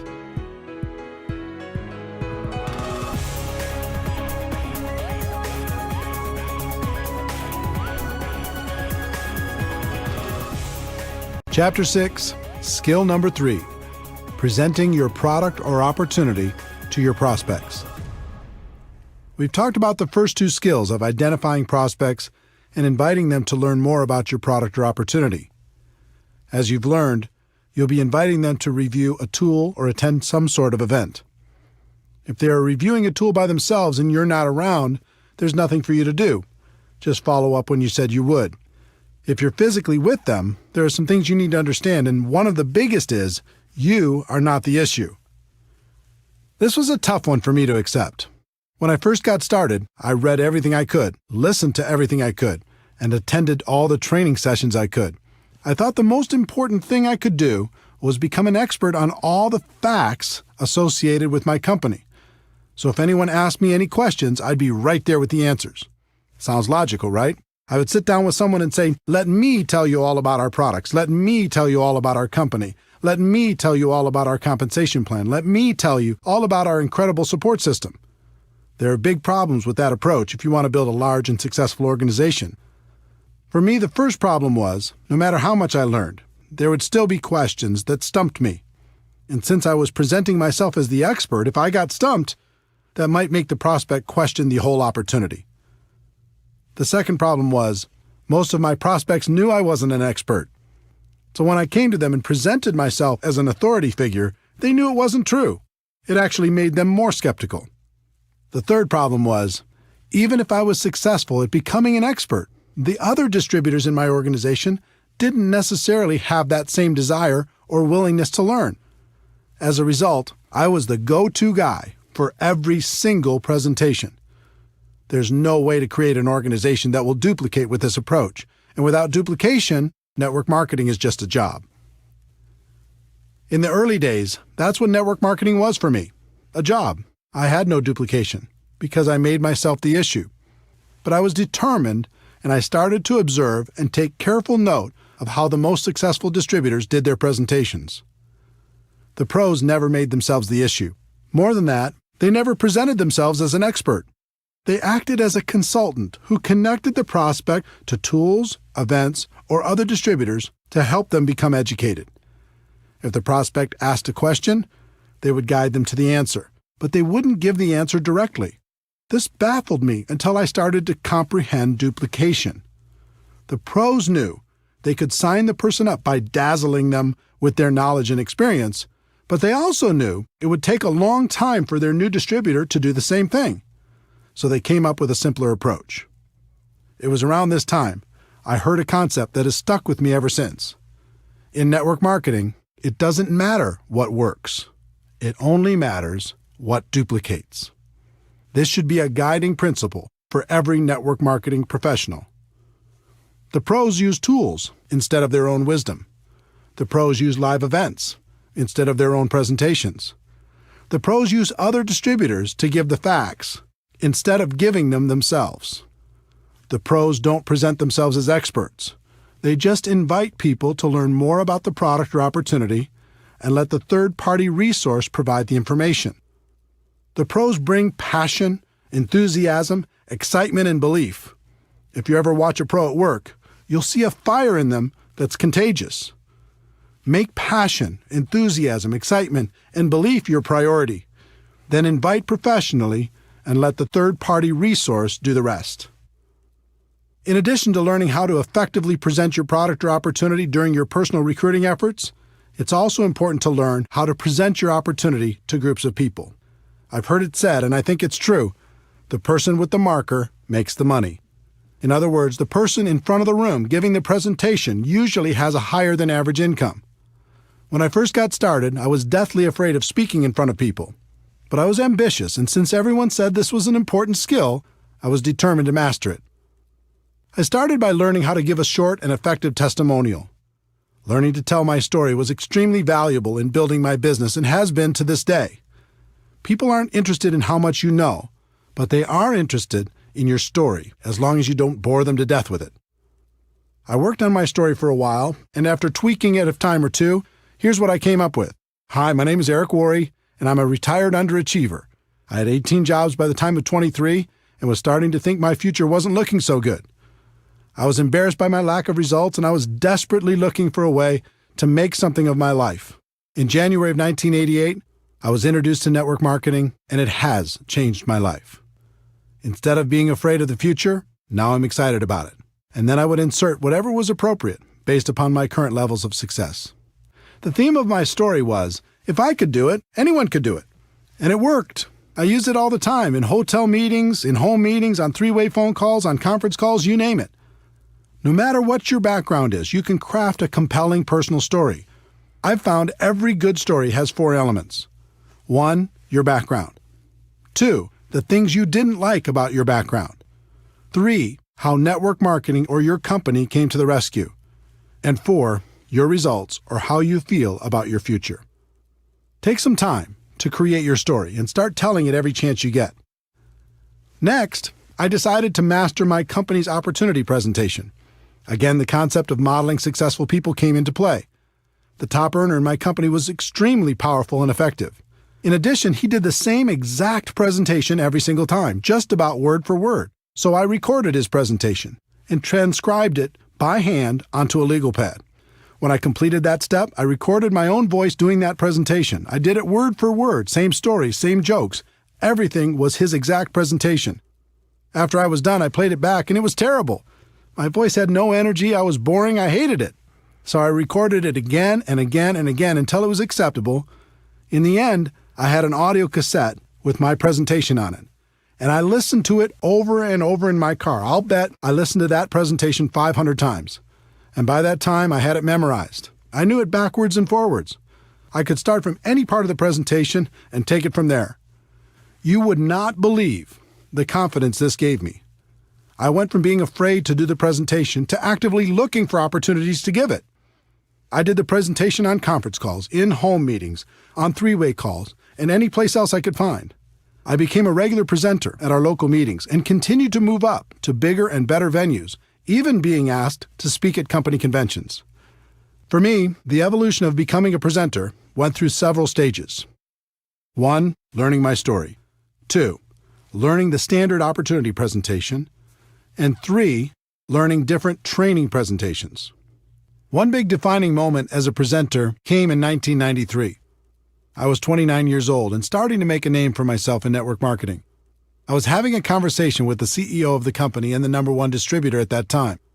I can't remember exactly how the topic came up, but I recall saying something to the CEO like, well, he, the top distributor, might be a better networker than I am right now, but I can outspeak him any time. It was meant as a joke, but the CEO raised his eyebrows and said, okay, son, I'll tell you what. We have our big convention coming up. Over 14,000 people will be in attendance. I'll give you both the same amount of time, and we'll have a private contest. I'll handpick a few judges, and they'll vote on who did a better job. Wow. Now I was really on the hook. I wasn't a huge leader. I didn't have as big an organization or reputation at the time as the top earner, so I did the only thing I could control. I started to prepare like my life hung in the balance. I chose a theme. I wrote my talk, and I rewrote it over and over. I did research. I practiced. I recorded myself doing the speech. I did everything I could possibly do. When the day came, I'd never felt so nervous in my entire life. Talking to 14,000 people is like talking to an ocean. But my preparation served me well. I steadied my 29-year-old insecure self and delivered. The response was overwhelming. The crowd went wild, literally. I felt numb when I walked off the stage as they were still cheering and sat there while the top earner gave his speech. He did a fine job, but I have to admit to you, it felt so good to have the CEO come up and congratulate me for winning our private little contest. It was definitely a defining moment. That speech was lost for a very long time, but a copy was recently discovered. If you'd like to hear it, we'll include it at the end of this chapter. My voice sounds quite a bit younger, but it's still me. To summarize this skill set, remember a few important things. 1. When you're prospecting, you're the messenger, not the message. Get yourself out of the way and use a third-party tool. 2. Learn to tell stories in a way that will make your prospects curious to hear more. And 3. When it comes to presenting in front of a group of people, preparation is key. When you're prepared, it's fun.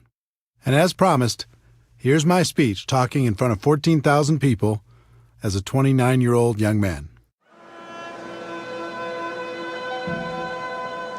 Over 200 years ago, there was a revolution, an American Revolution, an event that literally changed the course of history. It was led by a group of unsatisfied people. People who were tired of being told what they could do and when they could do it. People were fed up with their lack of choices and their lack of personal freedoms. People fed up with their lives being controlled by others. Fed up with being oppressed, fed up with being manipulated. They finally said, enough, I've had it, and I'm not going to live like this anymore.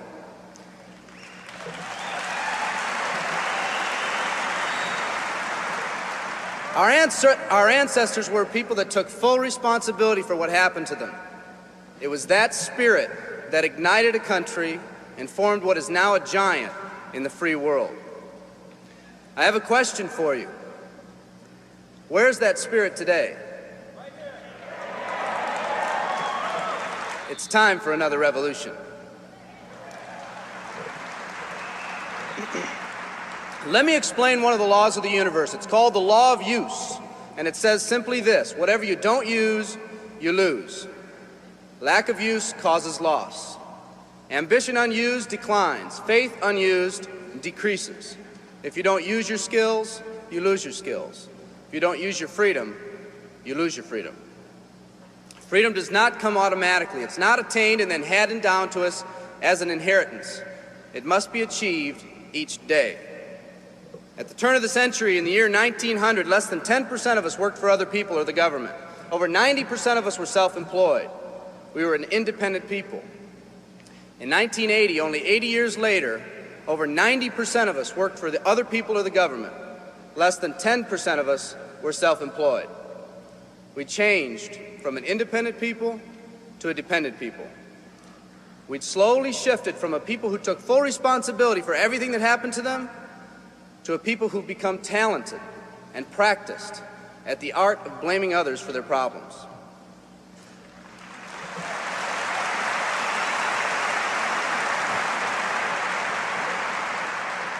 Our giant has fallen asleep. Our forefathers didn't say, who's going to take care of me? They simply said, all I ask is the opportunity to be free and the ability to take care of myself and my family.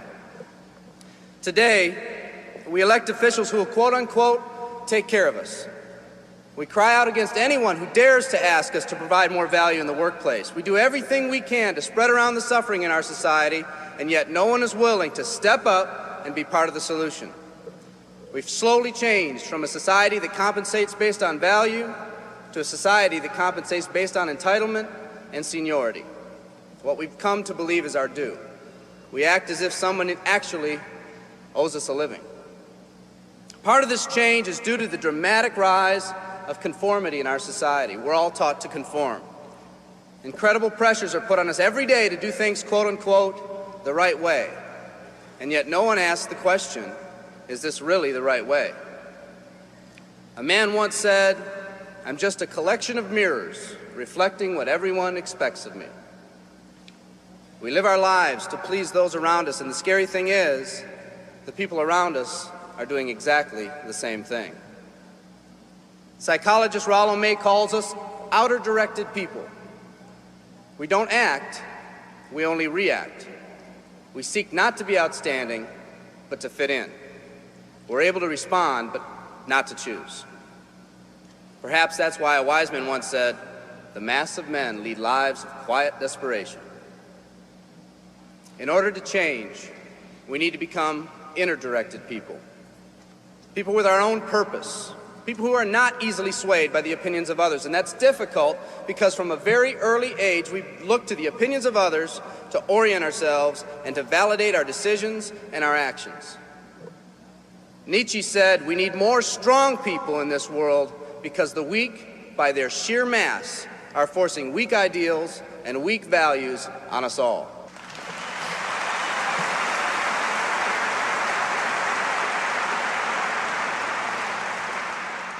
Today's massive social and economic changes are waking this slumbering giant. Some people may not be ready right now for the changes happening today in today's society. It doesn't matter if they're ready or not. An old proverb says, if a man wants his dreams to come true, he must first wake up.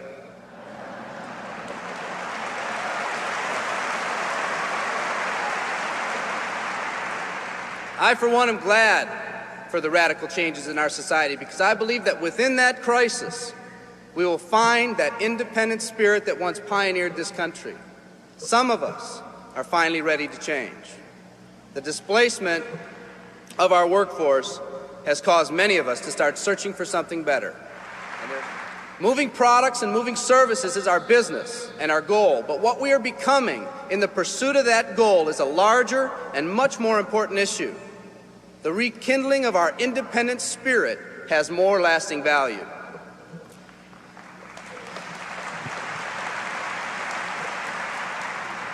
There's no more noble a business than the business that encourages the development of people. Every living organism has one and only one central need in life: to fulfill its own potentialities. The acorn becomes an oak, the puppy becomes a dog, and that's all that's required of the oak and the dog. But the human being's task in fulfilling his or her nature is much more difficult. The reason is, unlike any other living creature on this planet, you've been given the dignity of choice. You'll not grow like a tree. You'll grow only as you plan and choose to grow. When a person chooses to live, two things happen. First, assuming responsibility for themselves takes on a whole new meaning. They accept responsibility not as something they've been saddled with, but as something they themselves have chosen. The second thing that happens is that discipline from the outside is replaced by self-discipline. They accept discipline not because it's commanded, because they themselves have chosen what they want to do with their lives. Just like when the disenfranchised men and women over 200 years ago got fed up and said, I'm not going to live like this one more day, there's another revolution coming. It's coming not just from Americans, but from people all over the world.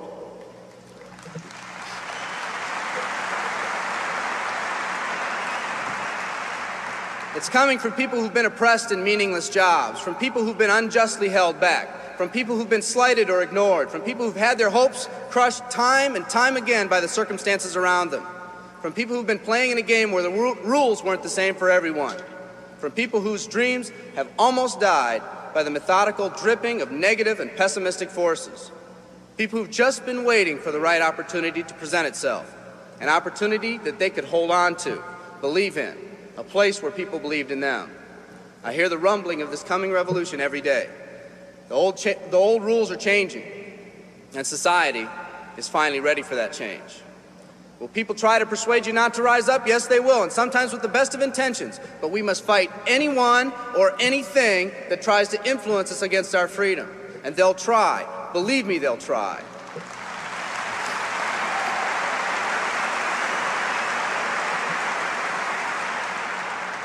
They'll try to suggest you off course, to nudge you off course, to distract you off course.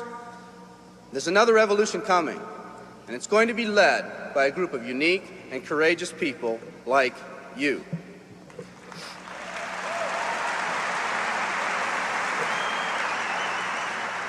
People who've had it with the way things are. People who've picked out their mountain in life and said, I'm going to the top.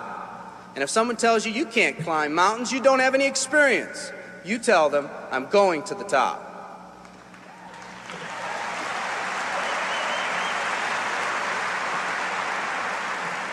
And if your neighbor tells you, come on, choose another mountain, that one's too rocky, what are you going to tell them?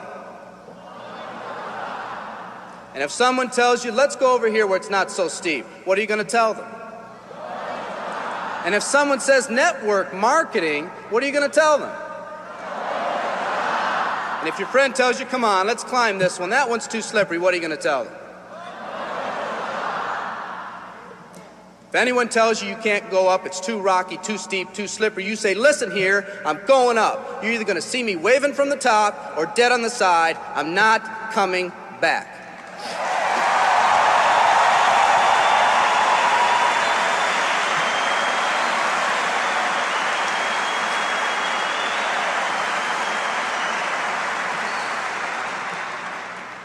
There's something about the do-or-die attitude. It's almost like when someone has a do-or-die attitude, time, fate, and circumstances seem to get together, have a hasty conference, and say, they say they're going to do it or die.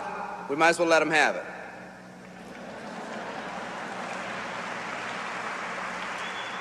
The people in this arena are special. You're special because you've already rekindled that independent spirit. You've already said that you're not going to conform to negative pressures around you. You've all said enough, I've had it, and I'm not living like this anymore. You are the people who want to set big goals and aspirations for yourselves and your families. People who want to live in a country where families are brought together again instead of being torn apart. People who want a country where once again owning your own business and controlling your own destiny is commonplace.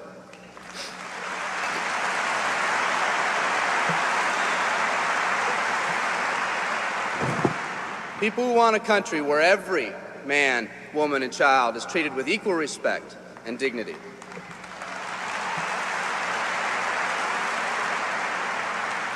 People who will pay any price so their families will not live with the legacy of maxed out credit cards and unfulfilled promises.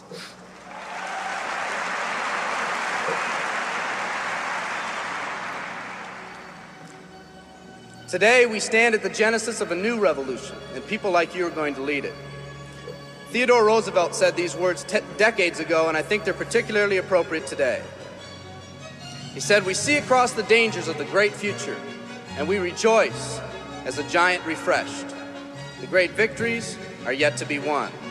The greatest deeds yet to be done.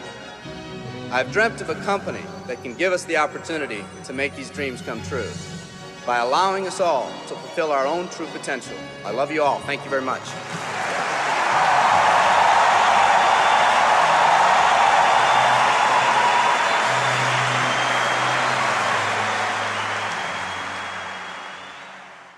Chapter 7, Skill Number 4, Following Up with Your Prospects. In MLM, they say the fortune is in the follow-up. I think that's true, because most people in MLM don't follow up at all, at least not as professionals. You need to understand some important concepts if you're going to master this skill. Concept number 1, follow up is doing what you said you'd do.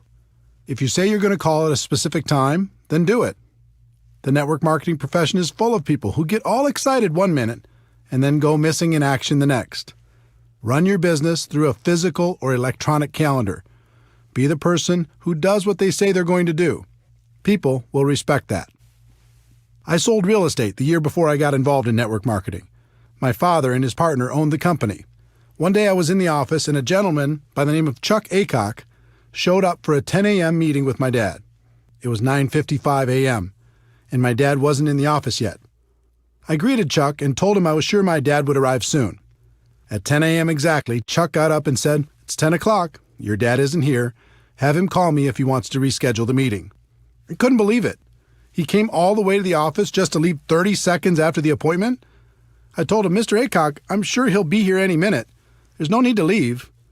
And then he told me something I never forgot. He said, "Son, you are either early or you are late. He's late, and my time is valuable. Have him give me a call if he'd like to reschedule." And he left. My dad showed up at 10:10 a.m. expecting to meet Chuck. I told him what happened, and he was as stunned as I was. My dad wasn't habitually late or anything. That particular morning, he was just a little casual with his time. He rescheduled the appointment, and I noticed over the years that my dad was always early for his appointments with Mr. Aycock. What's the lesson in this story? For me, the lesson was that people respect a person who does what they say they're going to do. People also respect a person who values their own time. If you say you're going to follow up at a specific time or in a specific way, either do it or reschedule well ahead of your appointment. Concept number 2. The only reason to have an exposure is to set up the next exposure. When I got started, I would conclude every exposure by saying, "What do you think?" No one told me that was one of the worst things to do. It felt like a natural thing to say, but my results were terrible.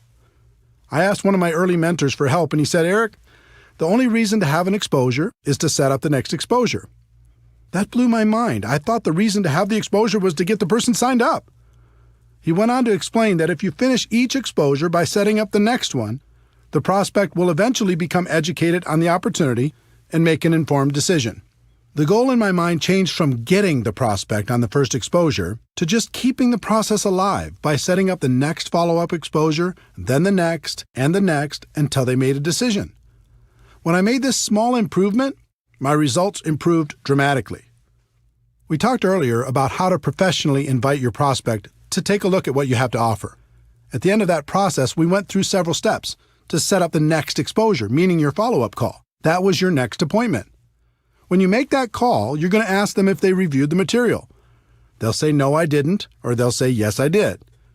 Let's talk about how you'll set up the next exposure in both cases. If they say no, they didn't have a chance to review the material, it's important you don't show your displeasure at their lack of follow-up. It sounds funny, but a lot of people just jump on their prospects with, "I thought you said you'd be able to see it for sure." Obviously, this won't help build that good relationship you're working on. The best way to respond is, "That's okay, I understand sometimes life gets busy. When do you think you could do it for sure, for sure?" You might say, for sure is a little much, but I've used that for decades in this follow-up situation, and I do it because it works. In any case, use whatever language you'd like to use to set up the next time and walk through the same steps to get the commitment. Once you have it, including the date and the time of the next call, the next exposure, then hang up and call them when you said you would. If you call them at the scheduled time and they still haven't reviewed the material, just repeat the process until they do. Remember, they are setting up the appointment, and you are being the professional by following up like you said you would. If you call the prospect and they say yes, they've reviewed the material, you're going to ask them a few intelligent questions. First, you're not going to ask, "What do you think?" This just invites the critical part of the prospect's mind to come up with objections to try to sound smart. The best follow-up question I've ever used is, "What did you like best?" This question will take you in a very positive direction and will give you clues as to the level of their interest. If they say the product, then your next exposure will probably be product-related. If they say financial freedom, then your next exposure will probably be opportunity-related. Another great question to ask is, on a scale of 1 to 10, with 1 being zero interest and 10 being ready to get started right away, where are you right now? With this question, anything over 1 is good. It says they have some interest. Most of the time, you'll get something like a 5 or a 6. No matter what number they give you, all you're going to do is ask them how you can help them get to a higher number.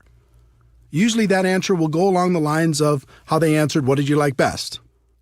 If the answer is very positive and the number is fairly high, you can go directly into the closing process.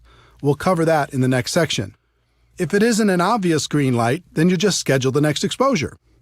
They might want to try the product, so you help them do that and set up a follow-up date, a time to call them, and check on the experience, the next exposure. They might want to understand the compensation plan, so you set up a time to get together and review it, the next exposure. They might want to talk with their spouse, so you send them home with materials they can share with their spouse and set up a date and time when you'll follow up, the next exposure. Whatever it is, you never finish one exposure without setting up the next one. Never. If you do, it's over. That's what used to happen to me at the beginning. I would have someone look at the opportunity. When they'd done that, I'd say, "So, what do you think?" They'd usually mumble something like, "I'll let you know," or "I'll get back to you," or "I need to think more about it," or something similar. And poof, they were gone. Then when I tried to call them back, I was just bothering them. The whole thing felt uncomfortable. Once I changed to never finishing one exposure before setting up the next one, everything changed for the better. I was being professional. I was in control. The prospect had more respect for me and for the opportunity. All of this happened from this one small change in mindset. Concept number 3. It takes an average of 4 to 6 exposures for the average person to join. When people don't understand that the only reason for an exposure is to set up the next exposure, They put too much pressure on their prospects and on themselves. In the some will, some won't, so what next MLM culture, people hammer on a person once, and if they don't join right away, they move on and never follow up. In many cases, they take it a step further by damaging the relationship with the prospects with their attitude. Professionals understand that it takes an average of 4 to 6 exposures for a prospect to become involved. Their goal is education and understanding. It's hard to educate someone in one exposure, so they take them from exposure to exposure to exposure, knowing it will eventually sink in. Through that process, they also build a stronger relationship with the prospect. They strengthen the friendship. That helps build trust, and people enjoy working with people they like. 4 to 6 exposures is an average, which means that for every person who joins on the first exposure, there's going to be a person who takes more than 10 exposures to join. You just never know. Some of the best people in network marketing were prospected for years before they finally made the decision to take part in the opportunity. Keep your urgency, but have patience. Concept number 4. Condense the exposures for better results. Posers prospect someone once and move on. Amateurs prospect someone through several exposures over time. Professionals condense those exposures into the shortest time possible. People are busy. They're constantly distracted by life. When you're approaching them to take a look at something new, it's important to keep their interest. The best way to do that is to stack the exposures as closely as possible. If you go slow, you might start by having them check out a video, then a few weeks later have them listen to a conference call, then a month later have them attend a webinar, then after another month, invite them to a 3-way phone call with you and another distributor. This slow process is difficult because between each exposure, they tend to get distracted by life.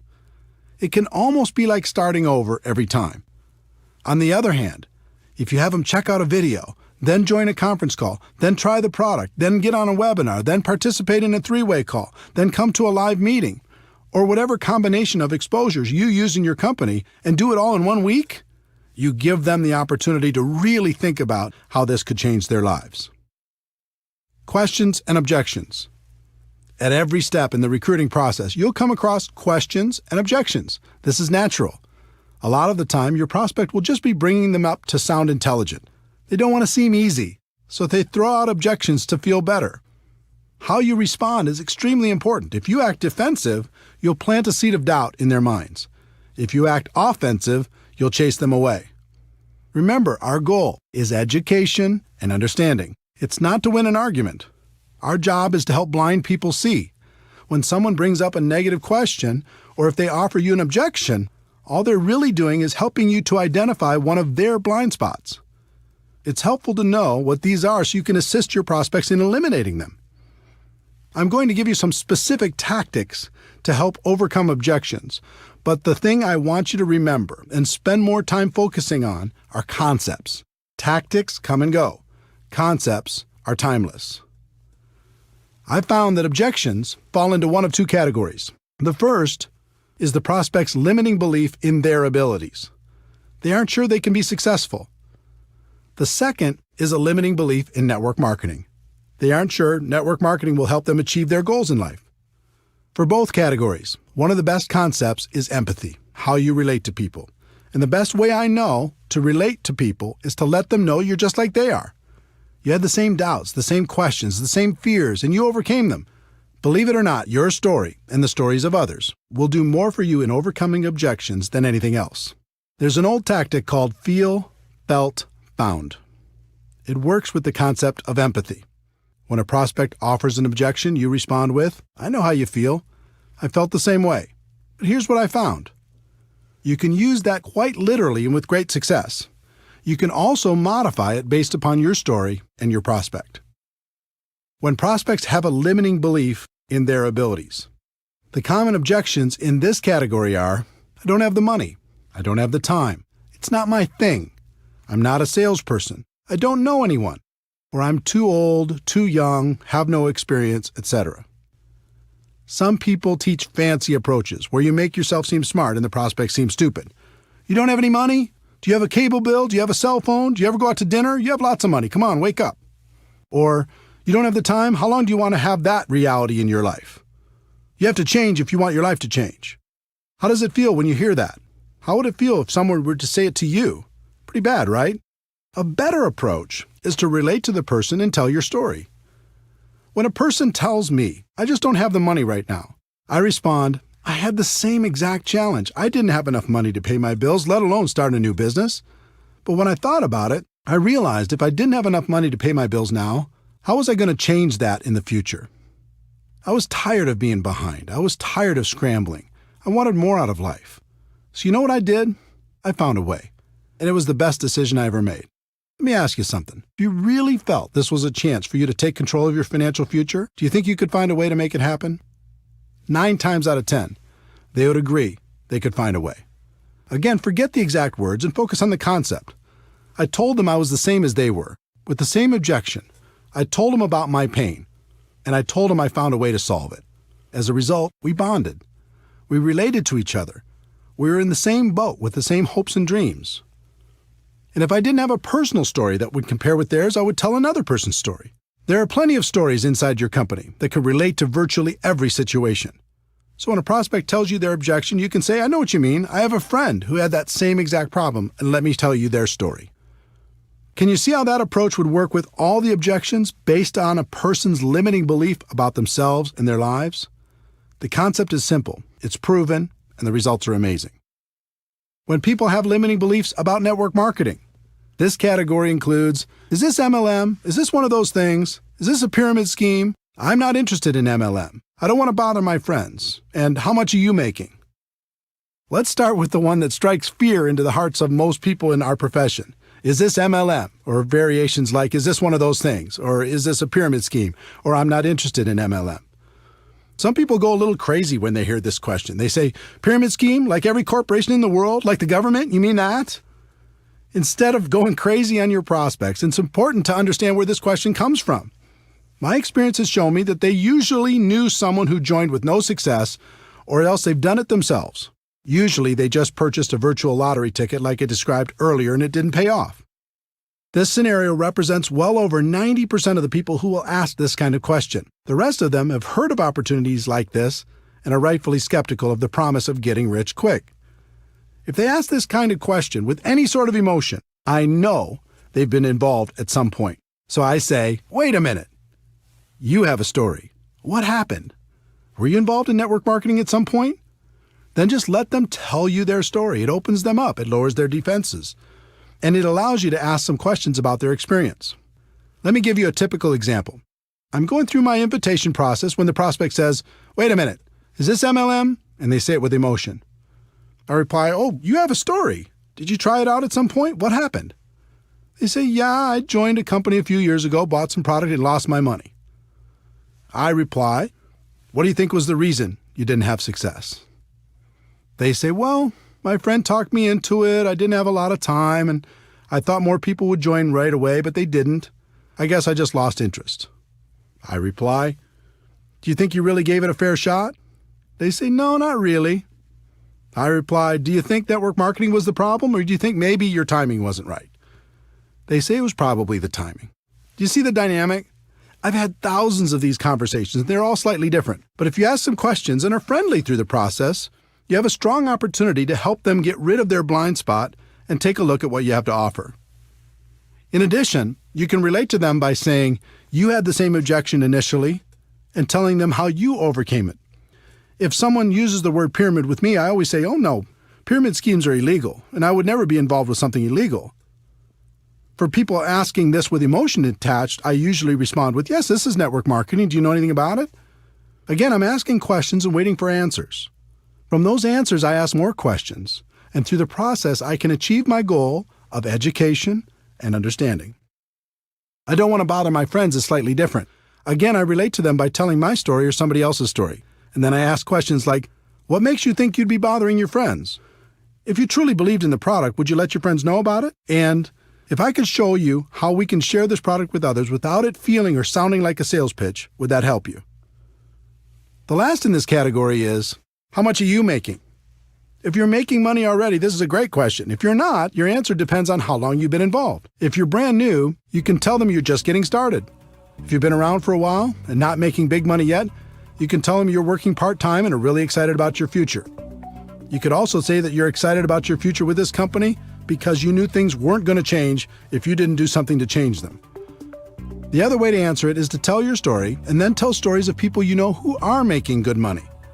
You can even suggest setting up a phone conversation with those people so they can feel more comfortable about the opportunity. All of this takes practice, but if you get the concepts down, you'll find it becomes easy.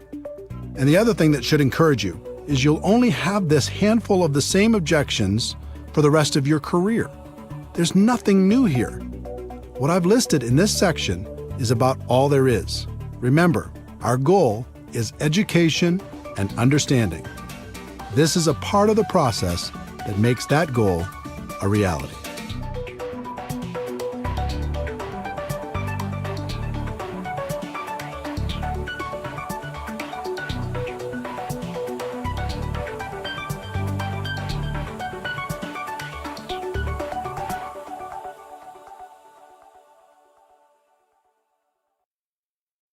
Chapter 8. Skill number 5. Helping your prospects become customers or distributors. This skill is a natural byproduct of following up professionally. If you walk through exposure after exposure, our goal of education and understanding will be accomplished. But that doesn't mean the prospect will come out and ask you for an order form or an application. It's your job to get them to a decision. The key to success in this area is a combination of having good posture and asking good questions. Good posture means the way you carry yourself. Your words and actions will help your prospect feel more confident about joining your opportunity, or they'll plant seeds of doubt. In my early years, my posture was terrible. I was trying to get people instead of pursuing the nobler goal of education and understanding. And the prospects could feel my intentions. I was very emotionally attached to the outcome. You could even say I was needy. Every time I got to this part of the process, I really wanted it. Again, the prospect could feel my emotional attachment, and that usually scared them away. Through lack of results and without even realizing it, I started to assume people were not going to be interested. And that assumption started to seep into everything, which led to the predictable result of the prospect not joining. Most of the time, I wasn't properly prepared. I didn't have applications, startup materials, or whatever else was necessary. Think about the subconscious impact this had on my prospects. It seemed just about everything I did projected a lack of belief and a lack of professionalism. Instead of asking questions and listening intently to the answers, I just talked and talked and talked. I was more focused on being interesting than being interested. Prospects don't like that. No one does. So again, I followed the pattern of modeling the professionals. I watched what the best closers did and began to copy them. I interviewed the top performers to figure out what they did differently, and slowly, I started to see the flaws in my own approach. First, I learned that professionals are emotionally detached from the outcome. In other words, their goal is education and understanding while helping a prospect make a decision that would positively impact their lives. They're the opposite of needy. They aren't trying to get anybody. They are honestly just trying to help. Second, they're very assumptive in their approach. They expect the person to join because their belief that the opportunity would benefit the prospect is so strong. They're rock solid.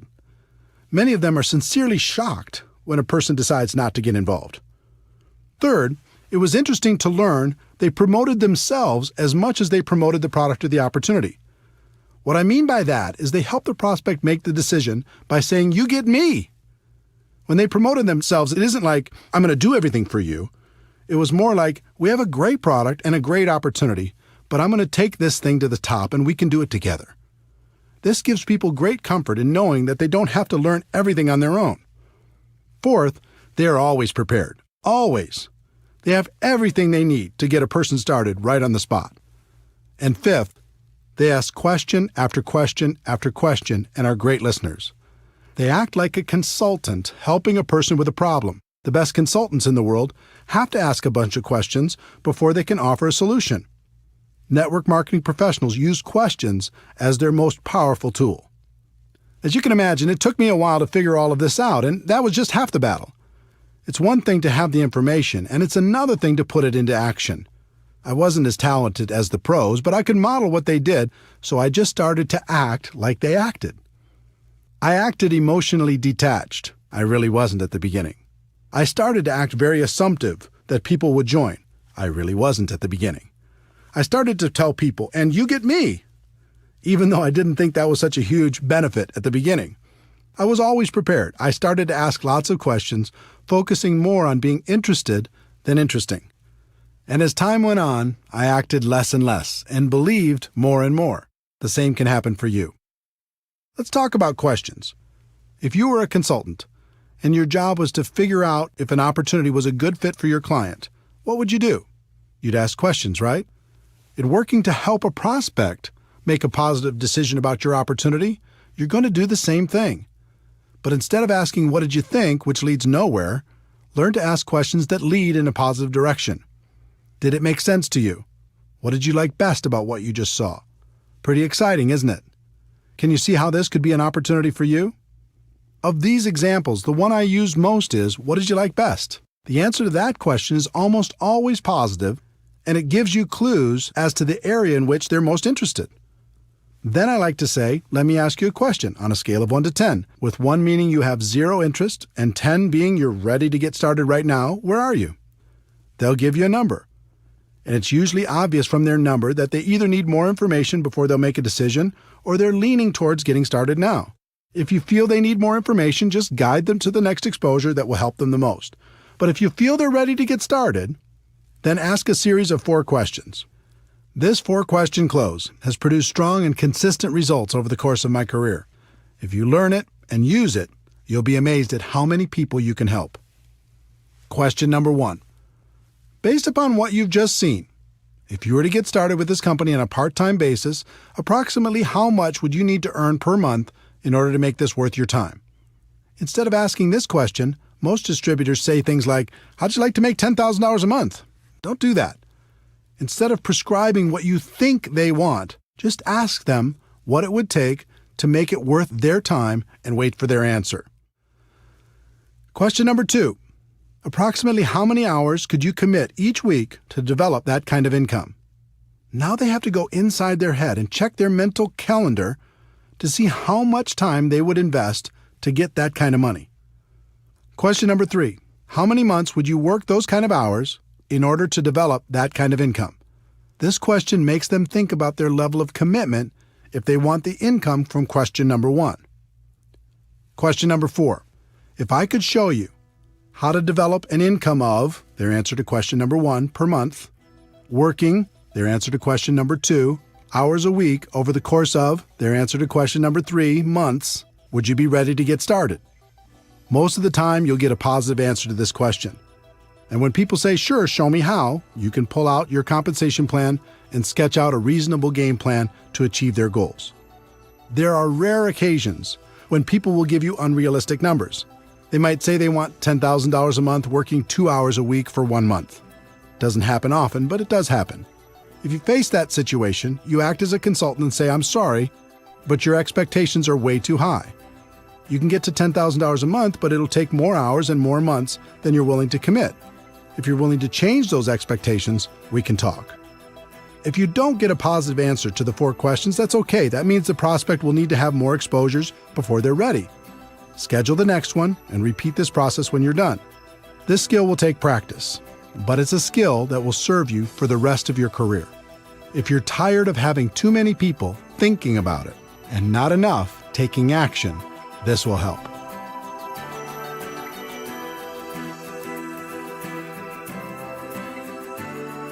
Chapter 9. Skill number 6. Helping your new distributor get started right.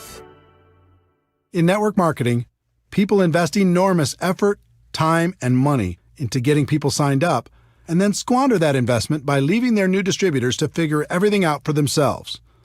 Professionals don't do that. They set proper expectations, they help get some quick results, and then continue to guide the new distributor through the many phases of our profession. I was lucky enough to have an early mentor, Michael Nelson, who is very skilled at guiding new distributors. Michael wasn't in my upline, but he was clearly the leader in my city. In addition, he had a lot of experience in our profession. So I listened to what he said, I watched what he did, and I asked him tons of questions. Back in those days, he had a small office close to my home, and I was always hanging around trying to learn something. Michael was a very successful recruiter. He was always bringing on new people, And for the most part, Michael's people did well in the business. That wasn't happening for me. The few people I recruited did nothing. As I watched Michael, I noticed that every time he signed up a new distributor, he scheduled what he called a game plan interview. I decided to model what he did. So the next time he met with a new distributor, I sat behind them close enough to take notes on their conversation. I did this several times and was surprised to learn he went through the same exact interview every time. I thought if I could learn that interview process, then I'd have a chance at his results. Game plan interview, part 1. He validated their decision to become a distributor. He said things like, "Congratulations on making the decision. I'm proud of you for taking charge of your life. From now on, things are going to be different for you and your family." It always took less than 5 minutes, but by the end of their discussion, any doubt they may have had about becoming a distributor was gone. They felt great. Game plan interview, part 2. He set their expectations. He knew most people came into our business with unrealistic expectations, so he always said the same 3 things. If you succeed in this business, it's going to be you who creates that success, not me. And if you fail in this business, it's going to be you who creates that failure, not me. You're going to be the difference between success and failure. I'm here to guide you every step of the way, but I can't do it for you. I'm here to work with you, but not for you. Wow, this was a radical concept and so different from the conversations I had when I got a person started. I said things like, "I get paid from what you produce, so essentially I work for you." Well, what kind of expectation do you think that set in the new distributor's mind? I'd also say, "We are going to build a business together," when that wasn't really true. They needed to build a business. I could be a resource, but I couldn't do it for them. The next thing he said was, "My job is to help you become independent from me as quickly as possible. Do you agree that that's a good goal?" Again, this was radical, but it made sense. Up to that point, I had a group that was extremely dependent on me. They only did something when I pushed. But Michael had a group that produced on their own without his constant help. He had duplication and freedom. I didn't. This set the relationship up, so Michael would be the teacher for his group and not the slave. He could show them the skills, and then they could independently build from that point forward. The third thing he said was, "There will certainly be ups and downs as you build your business. There'll be good times and bad times. I'll know when you're in one of the bad times, when you aren't calling me, you aren't showing up for meetings, you aren't on the calls, if I start hearing excuses, that sort of thing. When that happens with you, and it happens with everyone, how do you want me to handle that? Do you want me to leave you alone? Or do you want me to be persistent and remind you why you made this decision in the first place?" This was brilliant, because it's true that everyone will have times of self-doubt. He let them know it was natural, and at the same time, set up the relationship so he was in a position to turn them around when it happened. What Michael accomplished with these 3 concepts was so different from promising the world like I was doing, that it was night and day. With my approach, the distributor would sit back and wait for me to perform. And if I was ever too busy or couldn't help for some reason, I became the easy excuse for why things weren't working out. With Michael's approach, his people became independent quickly. He would coach them from time to time, but he wouldn't allow his group to use him as an excuse for their lack of results. While my distributors struggled, his flourished. Game plan interview, part 3. Michael went through a getting started checklist to help the new person have the best chance for success. The exact plan would be different for every company, but the concept was to do everything possible to get quick results. Here are some examples of what you could include in your getting started checklist. 1. Make sure your new distributor is set up with appropriate products. Just about every company has products that can be personally used by the distributor, so make sure your new person is doing that. Depending on your company, this may include a monthly commitment. It's very important that people develop an emotional attachment to the products, and that can only happen if they are using them and enjoying the benefits. In addition, many companies have products that can be sampled or used in demonstrations. In that case, new distributors should have an appropriate supply so they're properly prepared. 2. Make sure your new distributor is set up with appropriate tools. We've talked about the importance of third-party tools in building a large and successful network marketing business. Your new distributor needs to be prepared to help their prospects with the tools that will professionally take them through the exposure process. 3. Make sure your new distributor gets connected. Show them how to find things on the company website, where the upcoming events are being held, when the leadership calls or webinars are being conducted, etc. Remember, our goal is to help them become independent as quickly as possible. This is an important step in making that goal a reality. 4. Make sure your new distributor has a basic understanding of the compensation plan. They don't need to know it in detail at the beginning, but they should at least understand the key points and what will happen financially as they move through the first few levels. 5. Make sure your new distributor has a fundamental understanding of how to properly invite their prospects to understand more about what they have to offer. You can save them from running out there and talking their heads off with little or no results by giving them a brief overview of how and why a professional invitation process works. Game Plan Interview, Part 4. Michael helped the new distributor create a game plan to get through the first few ranks and challenged them to do it quickly. He understood and helped me to understand that it was a race to help a person get results quickly. If they received early positive reinforcement, they'd continue, and if they didn't, they had a tendency to fade away. Every company is different, so this game plan will also be different, but think about the simple actions you can encourage people to take during the first week to get the best possible results. How can they get their first customer? How can they get their first distributor? Can you encourage them to attend their first company event? What steps can you take to help them earn their first commission check? Success in network marketing wasn't real for me until I earned that first check. When it arrived, everything changed for me. I started to really dream about creating a better life for myself and my family. Helping your new person get off to a quick start is vital. Game Plan Interview, Part 5. Michael always ended by giving some specific assignments. One thing I've learned is new distributors crave direction, and they respond incredibly well to simple assignments. Michael always ended by giving those assignments along with a deadline for them to be completed. He told his new distributor to get back to him by a specific date. It's just like the exposure prospecting process. You go from exposure to exposure, but it doesn't end until they become distributors. The professionals continue to go from exposure to exposure, assignment to assignment. The purpose of all this is to help the new distributor get over the line. When someone gets started, there's always a line between success and failure. On one side of the line, it's easier to quit than continue. On the other side of the line, it's easier to continue than to quit. What can help a person get over the line? Signing up their first customer, signing up their first distributor, getting their first commission check, attending a big company event, making friends inside the organization, proclaiming their intentions to the world, getting promoted to a new level, being recognized for some sort of achievement. There are hundreds of other things that can contribute to a person getting over the line. As a sponsor, your job is to help them get over the line and stay over the line. And the line never really goes away. It's always there. And you as a leader need to be constantly aware of where your people are emotionally. This way you can continue to encourage them to never let go of their dreams.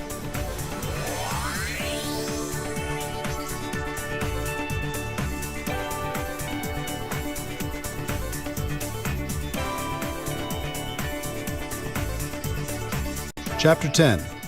Skill 7. Promoting events. In network marketing, meetings make money. It's just that simple. Yes, technology can help us connect with people in ways that are becoming more and more efficient, but nothing replaces face-to-face interaction.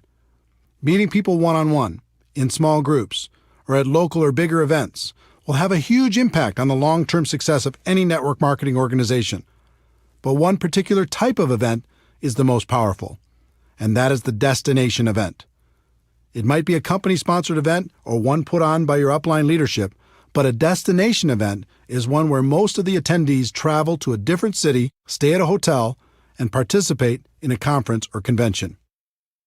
Some try to argue that the destination event is dead in the new technology world and people won't travel for these things anymore. All I can tell you is those people aren't top earners in our profession. If you study what the successful people do to build their network marketing organizations, you'll find that virtually every one of them uses destination events as a cornerstone for building their business. There's something magical about getting away from your day-to-day grind and focusing completely on your dreams. Total immersion, even if it's only for a weekend, is good. You can use it to refocus and recommit to your future and gather the strength necessary to go back home and do what's necessary to move your business forward. You gain strength from the presentations you hear during the event. Sometimes a person says something at just the right time in your life and it changes you forever. Over 20 years ago, I was at a convention when a guy by the name of Johnny Daniel said, "You can tell the size of the man by the size of the problem that gets him down." That statement went right into my heart and has helped me ever since. If I ever get sad or depressed, something inside me says, "Is this the size of Eric?" I answer no, pick myself up, and get moving again. I've had hundreds of those moments over the years at destination events. I gave up blaming at an event. I decided to become a professional at an event. I realized no one could stop me at an event. I decided to go to the top at an event. In fact, as I think back, I can't think of a single significant moment in my network marketing career that didn't happen at an event. They're that powerful. In addition to gaining strength from the presenters, you'll also receive incredible validation of your decision to be involved. It's a concept called social proof, and it's very important. As human beings, we're wired to seek proof from sources outside of our own thoughts and experiences. At a destination event, you'll see lots of other people who've made the same decision you have, and that feels good. Also, you'll see how some of them have overcome their fears and gone to the highest levels in your company. You start to think, if they can do it, maybe I can do it too. There's also some positive peer pressure involved. Most destination events include recognition programs: who won the contest, moved to the next rank, earned the top income, or spoke from the stage. When I went to my first event and I saw all the people walking across that stage, I had one thought: the next time, I'll be walking across that stage. It was inspiring that so many people had accomplished what I hadn't done yet. It made me think I could do it, and it made me work on a plan to make it happen. In addition to being inspired, I also didn't want to show up at the next event without some improvement in my business. That positive peer pressure helped me face my fears and make it happen. Overall, the sense of community at a destination event is comforting. We all live in a world filled with ignorant people when it comes to network marketing. That can be discouraging at times. But when we go to a big event, suddenly we're surrounded by people who think like we think. They have similar beliefs, hopes, dreams, aspirations, and positive attitudes. Spending time with this amazing group of people can literally fill us back up again, so we have strength for the next push. Once you understand how important destination events are to the success of your business, you need to learn how to effectively promote them to your organization. It's really simple. The more people from your group attend events, the more money you're going to make in our profession. Top leaders know exactly how many people are attending, and they make sure to grow that number at every new event. Think about it. Take two distributors who each have a group of 100 people. Distributor A makes it a priority and gets everyone to attend every major destination event. Distributor B doesn't make it a priority, so only a handful attend. Which group is going to be more successful? It's not even a contest. The first step in developing a culture that promotes attendance at destination events is to personally be more committed than anyone else to attending and helping others make the same decision. That means you need to lead by example and never miss a destination event. When I first started in this profession, I didn't know how I was going to do it. I didn't have the money, and I couldn't afford the time. I had the same obstacles as everyone else. But something happened to me at my first event that changed everything. I scraped up enough money to get there, and it was a mind-blowing experience. The stage, the lights, the people, the stories, it was awesome. During one of the sessions, I stepped out to go to the bathroom, and when I came back to the entrance to the big convention hall, I found myself standing next to one of the top income earners in the whole company. It was like standing next to a celebrity. He had achieved what I wanted to achieve, and more. I stood there trying to think of something smart to say, and finally, I simply introduced myself and asked, "What's the secret?" Now, today I know there isn't a secret, and he could have said the same thing to me, but instead, he had a little compassion and gave me an important lesson that serves me to this day. He said, "Eric, do you see this room? It holds about 2,000 people. We have these events about 3 times a year. Here's the secret. At the next event, half of these people won't come back, but the other half that does will be making about twice the average of everyone else in the room. Your job is to be in the 1,000 people who come back." And it doesn't stop there. At the next event, half of those 1,000 won't come back, but the 500 who do will be making 4 times the amount of the average in the room. This continues from event to event. If you continue to come back, you'll end up being among the highest paid people in the room, and eventually, you'll even find yourself presenting on stage. I said, "That's it?" And he replied, "Eric, obviously you're going to have to continue to work on your skills in between events, but my experience has shown me that if you outlast people at our big events, you'll make it to the top." This was pretty simple for me to understand. I thanked him and made a resolution on the spot to never miss a big company event. It wasn't easy. Sometimes the event tickets alone were a problem. I made it a priority and found a way to buy them. Sometimes childcare was an issue. I relentlessly searched for babysitters until we found someone we could trust. Sometimes I struggled with how to get to the event. Instead of taking a nice, comfortable direct flight, sometimes I had to book one with 2 or 3 connections. Instead of flying, sometimes I had to drive, even piling into one vehicle with a group of people to get there. There were even times when I reserved a bus and recruited people in my area to share the ride.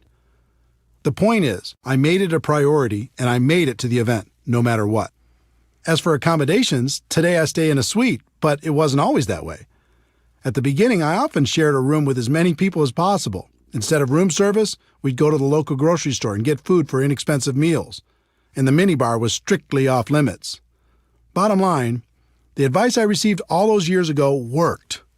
Because I was ambitious and hungry, I figured out a way to outlast the people who were less committed. And just like that top income earner had told me, my income continued to grow with each event.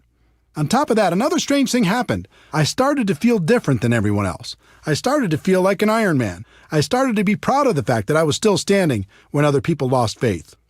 So if you're more committed than anyone else to attending the destination events, that all-important commitment will serve you very well. Once you're fully committed, the next step is to grow the number of people on your team that attend with you.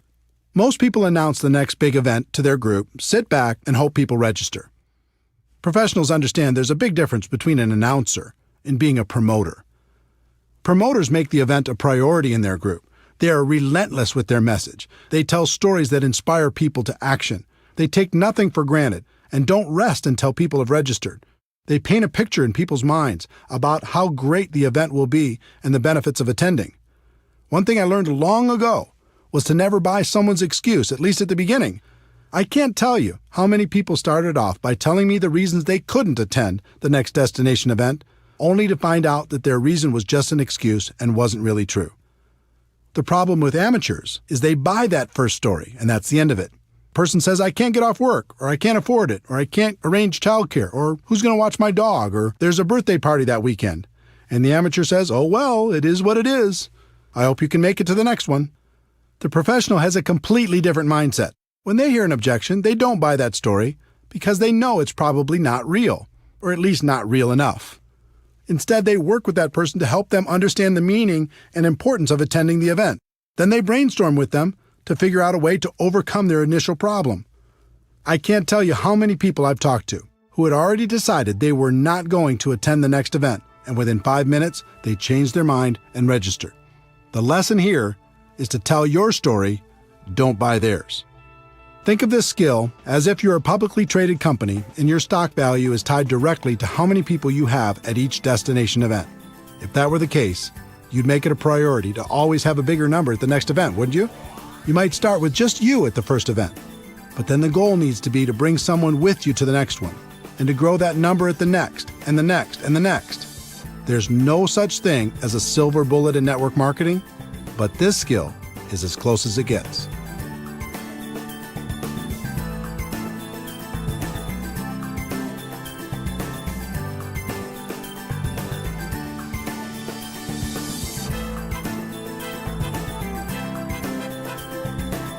Chapter 11. Anything worthwhile takes time. If a person starts a traditional business, they expect to break even in their first year and possibly pay back their initial investment in the first 5 years. But when a person starts a network marketing business, they expect to get their money back in the first month, make a profit in their second month, and get rich by the third month. And when that doesn't happen, they blame network marketing. It's like people don't want the laws of the business world to apply to network marketing. We do have a better way, but we're not selling magic beans here. Anything of value takes time to develop.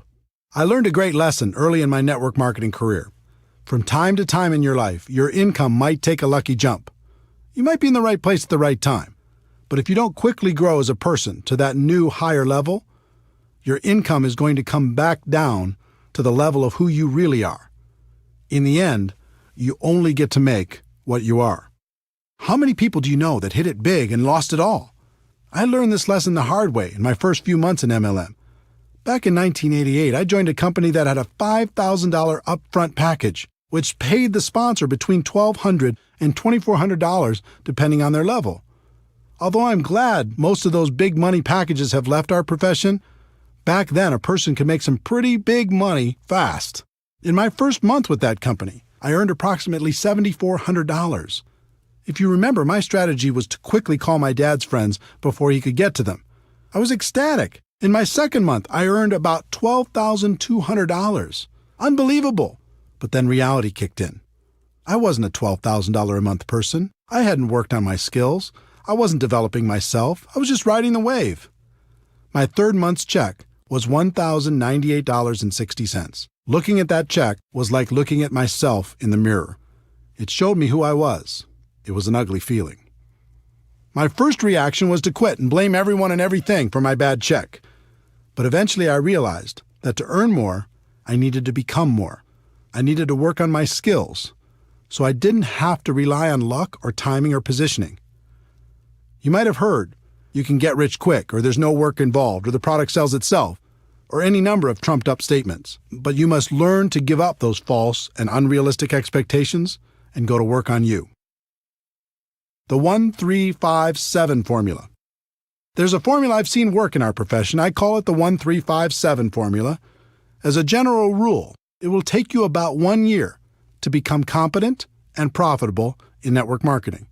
You'll know the basics, you'll cover expenses, and you'll be learning. It'll take about 3 years of consistent part-time effort in order to go full-time. It'll take about 5 years of consistent effort to become a six-figure earner or above. And it will take about 7 years of consistent effort to become an expert. Now, that doesn't mean you can't make more than that in the short term. Many people do. It just means if you want to keep making that kind of money, you need to eventually become an expert. When you think about it, 7 years isn't so bad, especially when a good portion of it is part-time. You're going to be 7 years older anyway. You might as well become an expert over that period of time instead of just going through the motions. How to learn. Once you make the commitment to focus on your skills, the next thing you need to do is figure out the best way to learn. One of the best things that ever happened to me was realizing there are no bad experiences and no good experiences, only learning experiences. This was a major breakthrough. In other words, let go of the outcome and focus on what you can learn from every experience. This took so much pressure off me. Instead of always looking for great experiences, I started focusing on how many experiences I could have, because the more I had, the more I could learn. Another attribute of a top earner in MLM is they are what I like to call an active student. As a professional, they're always learning, always growing, always trying to get better. Lou Holt said it best. In this world, you're either growing or you're dying, so get in motion and grow. I think that's true. Never stop learning. Model successful behavior. Try to avoid reinventing the wheel when you get involved in this profession. The hard work has already been done. No matter what company you're in, it's easy to find someone who's very successful. Doesn't matter if it's getting customers, finding prospects, inviting, presenting, following up, closing, getting people started, building for events, or any other skill.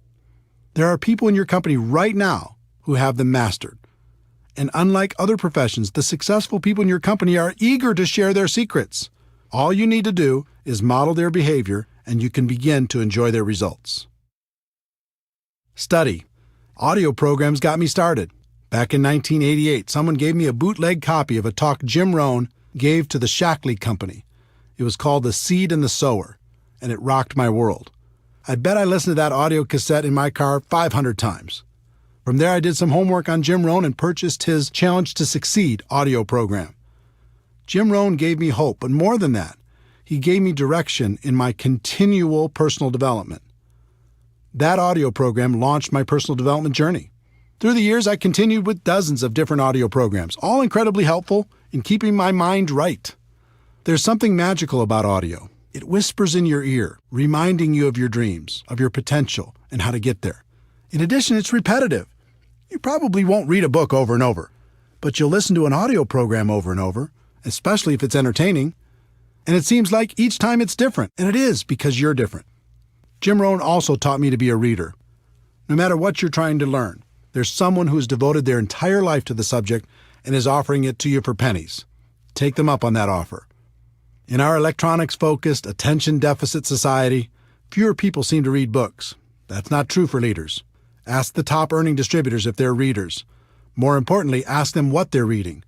I wasn't much of a reader before I became a network marketing professional, but since 1988, I've read an average of about 4 books a month. Those books have shaped my life and my career for the better. Commit to just 10 pages a day, and you can read a 300-page book in a month. That's a great start. Video. Video is another source of great learning. Sometimes I like to watch training programs instead of just listening. It's part of the reason I decided to use video as my main focus at networkmarketingpro.com. I found if I created a short video with interesting information every day, people receive tremendous value. If you'd like to check out hundreds of free videos, you can go to networkmarketingpro.com. It's free. Online. The internet has changed the way we learn and gather information. You could take advantage of online tutorials, watch online videos, attend online webinars, or even watch events live with streaming technology. Events. The best way I know to really internalize life-changing information is to attend live events. As I've already told you, most of my defining moments have come from events. On one side, there's always good information for a person who's listening. On the other side, when you eliminate all of the other distractions in life and just focus, like you do at an event, you have a chance to really hear. Both sides are good. Be careful of distractions. With all of the choices available to you in terms of studying your craft, now more than ever, you must be careful about what you allow into your mind. People everywhere will try to distract you with their latest and greatest breakthrough, and it can be very tempting to jump at all those opportunities. You should be focused on a very narrow range of skills: finding prospects, inviting, presenting, following up, closing, getting people started right, and promoting events. Make sure you master those skills before adding anything else to your to-do list. Take action. Almost all of the learning in MLM is in the doing. If you want to learn how to talk to people on the phone, then talk to more people on the phone. If you want to learn how to do a home presentation, then do more home presentations. You'll certainly figure it out. That doesn't mean you shouldn't continue to seek knowledge on the skill sets for success in MLM, but it does mean you shouldn't wait for complete knowledge before taking action. Part of the reason people avoid taking action is they're afraid they'll be embarrassed. If you want to be successful in network marketing, you must learn to set that fear aside. Here's why. It's very difficult to look good and get better at the same time. Instead of being afraid of how you look as you're learning and growing, be afraid of not taking action and living a life at a fraction of your potential. Let me give you a concept that has served me for over 20 years in the area of developing my skills. Back in the early 1990s, a friend and I were searching for a great network marketing product. We traveled the country and met with many interesting people. Our journey led us to an organization in Michigan called the High Scope Educational Research Foundation. They had a progressive and proven way to teach children how to learn more effectively. High Scope has many components, but the one that struck me then is the one I've used to this day, called Plan, Do, Review. Here's how the company explains the process. In the Plan, Do, Review process, children make plans, carry them out, and reflect on what they have done. In doing so, children learn to take initiative, solve problems, work with others, and accomplish their goals. Their play becomes more purposeful and focused. By making Plan, Do, Review a successful and integral part of your classroom's daily routine, you'll learn how you can promote learning and build on children's interests and intrinsic motivation. When I heard what they were saying on how to use it as a teaching tool for children, the only thing that was rolling around in my mind was how I could use it for myself and the people in my organization. While things didn't work out for turning the High Scope product into a network marketing product, I'll be forever grateful to their organization for helping me and hundreds of thousands of people all over the world to use this concept to build a better business. Here's how I've used and taught the concept for over 20 years now. Choose a skill you want to develop. 1. Make a plan. 2. Do your plan. 3. Review your results to see how you could do better next time. Most people don't make a plan. They just charge out there and do. Even more people never review their results to see how they could improve. Do you see how this connects with no good experiences and no bad experiences, only learning experiences? 1. Make a plan. 2. Do your plan. 3. Review your results, good or bad, to see how you could do better next time. 4. Make a better plan. 5. Do that better plan. 6. Review those results, good or bad, to see how you could do better next time. 7. Never stop applying Plan, Do, Review, and you'll eventually become an expert through trial and error. This little secret to learning in MLM is one of the most powerful I've shared. It's become part of my DNA. I hope the same happens for you. Teaching. Would it surprise you to know that teaching is one of the best ways to learn? It's true. If you want to really master something, teach it to others. Teaching burns a groove in your brain like nothing else can. Who do you think gets the most benefit from the daily video shows at networkmarketingpro.com? I do. I have to think about it, prepare, and present the message every day, so it helps keep me sharp and on top of my game. The lesson for each of you should be to find someone to teach. Even if you just have one person in your group, start there. And as your group grows, look for more and more opportunities to teach. You'll get the most benefit. Your associations. This is another important lesson from Jim Rohn. He taught me the law of association that says you'll become the average of the 5 people you spend the most time with. You'll think how they think, act how they act, talk how they talk, and earn how they earn. Let me tell you something. This law is real. You can't fight it. I've done 3 things over the course of my career when it comes to my associations. First, I've disassociated with the people who are toxic to my life. This isn't an easy decision, but it's an important one. Some people will keep you down permanently. Second, I've limited my associations with negative people or people who weren't helping me grow in the direction of my dreams. I just learned to spend less time with those people and more time on positive influences.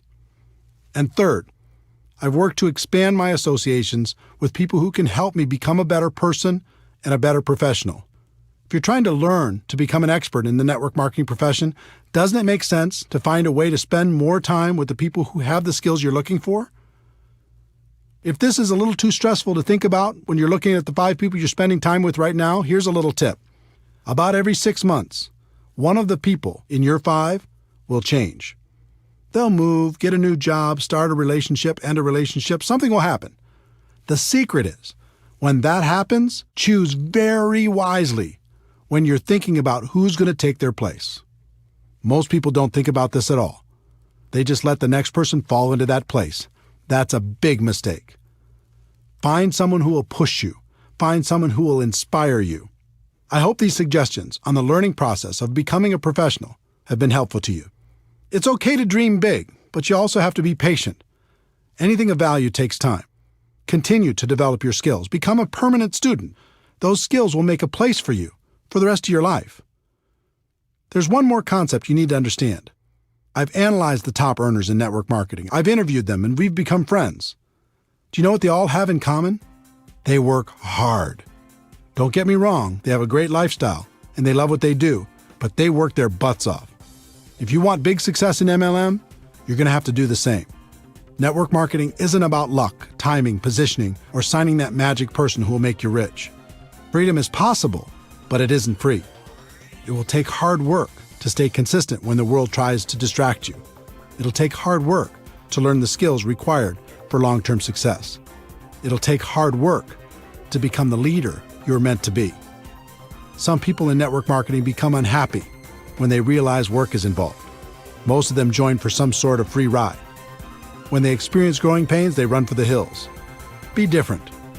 It might take hard work, but it's good work. And it's the best way I know for the average person to enjoy true freedom.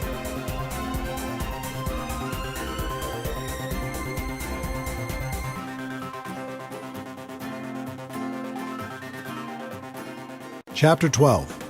It's all worth it. Network marketing can be challenging. It's an emotional experience.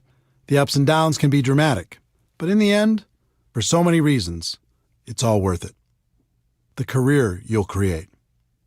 If you decide to become a network marketing professional, you'll not only create an income for yourself, but you'll create a career. I think about this a lot. Consider the skills required to be a doctor, a lawyer, a big company CEO, or even a world-class musician. You're talking about a high level of skill and a fairly high level of income. Now consider the skills necessary to become a network marketing professional. They are tiny in comparison, and yet many network marketing professionals enjoy a higher level of income and most certainly a higher degree of freedom. If you look at any career, there's a barrier of entry, how hard it is to get in, and a long-term benefit, what you get if you do get in. For example, a doctor might have 12 years of school plus an internship. That takes intelligence some of us don't have, money some of us don't have, or even possibly contacts some of us don't have. At the end, they get to enjoy long-term benefit, although many of them would say the benefit wasn't worth the investment. There's always a ratio between the barrier of entry and the long-term benefit. There's no question in my mind that of all the professions in the world, the profession of network marketing has the best ratio when you compare the low barrier of entry with the high long-term return. One of the best decisions in my life was making a career out of network marketing instead of just messing around. Becoming a professional made all the difference, and now it's great fun to spend a good portion of my time helping other people do the same thing. The freedom you'll enjoy. Freedom is an interesting word. When it comes to work, I think we understand the concept, but not the entire meaning. For me, freedom means having choices. It means living the life I want to live instead of the life other people want me to live. Do you remember the imagination you had as a child? Imagine your life without limits. You wake up when you're done sleeping. You're doing work that is fulfilling and makes you happy. You get to work with people you enjoy. You don't have to compromise all the time. You work when you feel like working, but you also play when you feel like playing. You get to spend tons of time with the people who are important to you. You're living a big life and not wasting away in a box. When you get a clear picture of what freedom is about, you'll find the price you need to pay to achieve it in network marketing is very low. Facing your fears and living a life that's free is easy. Spending the rest of your days living half a life is hard. The lives you'll touch. It's one thing to create freedom for yourself and your family. It's another thing altogether to help someone else do the same. There are so many people struggling in this world. You have the ability to help people see a bigger picture for themselves. You can give hope to the hopeless. You can encourage their dreams. You can provide them with the inspiration necessary to face and overcome their fears. One of my greatest joys is to appear in someone else's testimonial. It's great to hear that someone was lost, and in some small way, I was able to help them find their way.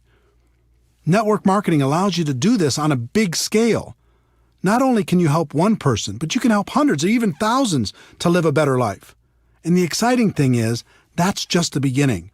It's just like throwing a rock into a pond. When it hits the water, you see the ripples growing larger and larger until they hit every edge of the pond.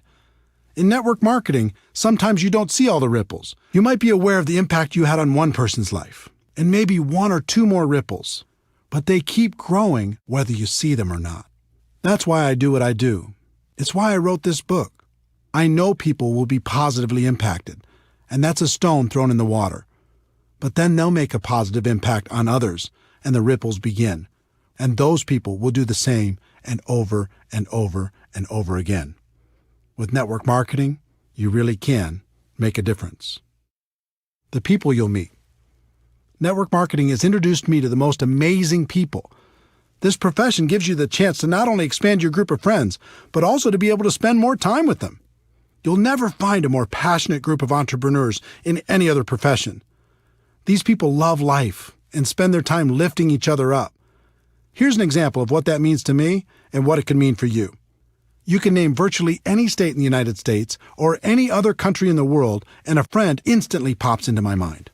Network marketing has also introduced me to many of my heroes. I've been lucky enough to share the stage and become friends with great people, including Anthony Robbins, Brian Tracy, Dennis Waitley, the late Stephen Covey, Tom Peters, Les Brown, the late Og Mandino, David Bach, Robert Kiyosaki, Harvey Mackay, Art Williams, Ken Blanchard, Tom Rath, Daniel Pink, Mark Victor Hansen, Jack Canfield, Jeffrey Gitomer, Gary Vaynerchuk, Tom Hopkins, and many, many others. On top of all that, I've been able to learn from more million-dollar MLM learners than I could count. All of them have had a positive impact on my life and my career. This profession also helped introduce me to my amazing wife, Marina. I was in Moscow for a big MLM training event, and she was attending that event with her family. Because she could speak multiple languages, she was helping to translate backstage. I was smitten. Our first date was in Red Square at midnight after the event. With the snow softly falling around us, I'll never forget it. We've been together ever since. I'm not saying you'll find the love of your life in MLM, but I am saying you'll find friendships that will last a lifetime. The places you'll see. If you build a large and successful network marketing business, a few things will happen. First, you'll win some trips that will be trips of a lifetime. Second, you're going to need to support your organization as they expand into every territory or country where your company does business. And third, you're going to have enough money and time to go wherever you like. It's been said that your life can be measured by the number and intensity of your experiences. If that's true, I've already lived a very long life. I've been to every state in the United States with the exception of Alaska, and I'll remedy that soon. I've also been to about 40 countries around the world. I've gone diving at the Great Barrier Reef in Australia, toured the Hagia Sophia in Istanbul, visited the Twin Towers in Malaysia, boated around James Bond Island off the coast of Thailand, visited the tent cities in Nigeria, ridden the huge Ferris wheel in the port of Singapore, had a private tour of the White House, watched the sunrise on New Year's Day at the Grand Canyon, enjoyed a 30-course meal at the world-famous El Bulli in Spain, cruised through the canals of Amsterdam, ridden a hot air balloon over the Rocky Mountains, rented an entire cruise ship for 2,000 of my friends to sail to the Bahamas, had dinner under the stars at the top of the Hotel de Paris in Monaco, visited my heritage in Norway, sailed the Black Sea off the coast of the Ukraine, witnessed the amazing Sistine Chapel in Rome, golfed at St. Andrews in Scotland, watched a World Cup match in Ireland, and prayed at the Wailing Wall in Jerusalem. All of this and so much more was made possible because I embraced the great profession of network marketing. The same can happen for you. The causes you can contribute to. There are lots of worthy causes. You might want to give to your parents or someone else in your family, or to an organization that means something to you. In 2011, I asked Harvey Mackay, best-selling author, as well as a wildly successful businessman and community activist, for his secret to success. He told me his story. Eric, my father sat me down after I graduated from the University of Minnesota at age 21. I was a little bit cocky, going to take on the world, going to start at the top and work my way up. And he said, Harvey, 25%, 1/4 of your life, starting now, is going to be devoted to volunteerism. Now, I didn't know what that meant, other than I started volunteering for everything. Heart, Cancer, United Way, Boy Scouts, March of Dimes, Salvation Army, everything. Let me tell you what that experience has done for me my entire life. Being on all those boards and being involved in all those charities, I became a better communicator. I became a better leader. I became a better salesperson. Because all I was doing was raising money for the more than 20 boards that I've been on. I became a better sales manager. And can you imagine how many new people I met by just being a volunteer? My network grew tremendously. But the biggest thing that happened was my sense of being a citizen of the world. To know that you've helped another human being and to be able to see the results, it's an unbelievable feeling. I'm so thankful to my father because his advice changed my life. This interview changed my life because it impacted my thinking on contribution. I'd always thought that there was really only one way to help a worthy cause, and that was with your money. But after my conversation with Harvey, I realized that there was 3 ways to help. The first is with your money. Of course, you can write a check, and that's wonderful. Network marketing can allow you to write bigger checks than you could ever imagine before. The second is with your time. Like Harvey said, you can dedicate a portion of your life to causes that are important to you. He chose 25%. You could choose whatever you'd like, but I'd encourage you to choose. And by time, I don't mean just volunteering a few hours here and there at the shelter or something. I mean, give your time to creative thinking, raising awareness, and raising money. And the third is probably most important, and that is with your influence. Take the time you're going to spend on your cause and put all of your influence behind it. Inspire your organization to do something great with you. Encourage your company to get involved. Leverage your network to do great things. You are powerful, and more so because of your involvement in network marketing. Use that influence for good. It'll change your life for the better. The person you'll become in the process. Network marketing changed my life for the better because it forced me to become a better person. As a profession, we move products and services to the customers who want them, but our real purpose is much deeper. At its core, this profession is an incubator for personal growth. You'll learn how to face your fears. You'll learn how to solve problems. You'll learn how to feed your mind with positives and protect your mind from negatives. You'll learn how to grow stronger. You'll learn how to lead. When I first started out in this profession, I did almost everything out of fear. I was afraid I wouldn't succeed. I was afraid I was going to run out of prospects. I was afraid I was going to miss out on the opportunity. But over time, that fear went away. I decided to focus on myself and my skills instead of all the things I couldn't control, and then everything became clear. I learned the true secret of network marketing. The greatest benefit isn't getting what you want. The greatest benefit is what you'll need to become in order to get what you want. I learned what was always there and what has been passed down for ages. The journey is everything. Thank you for taking this journey with me. Let me conclude by sharing what I say at the end of every Network Marketing Pro video.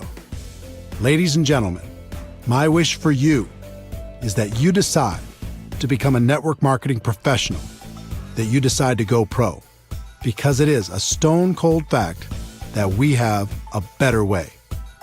Now let's go tell the world.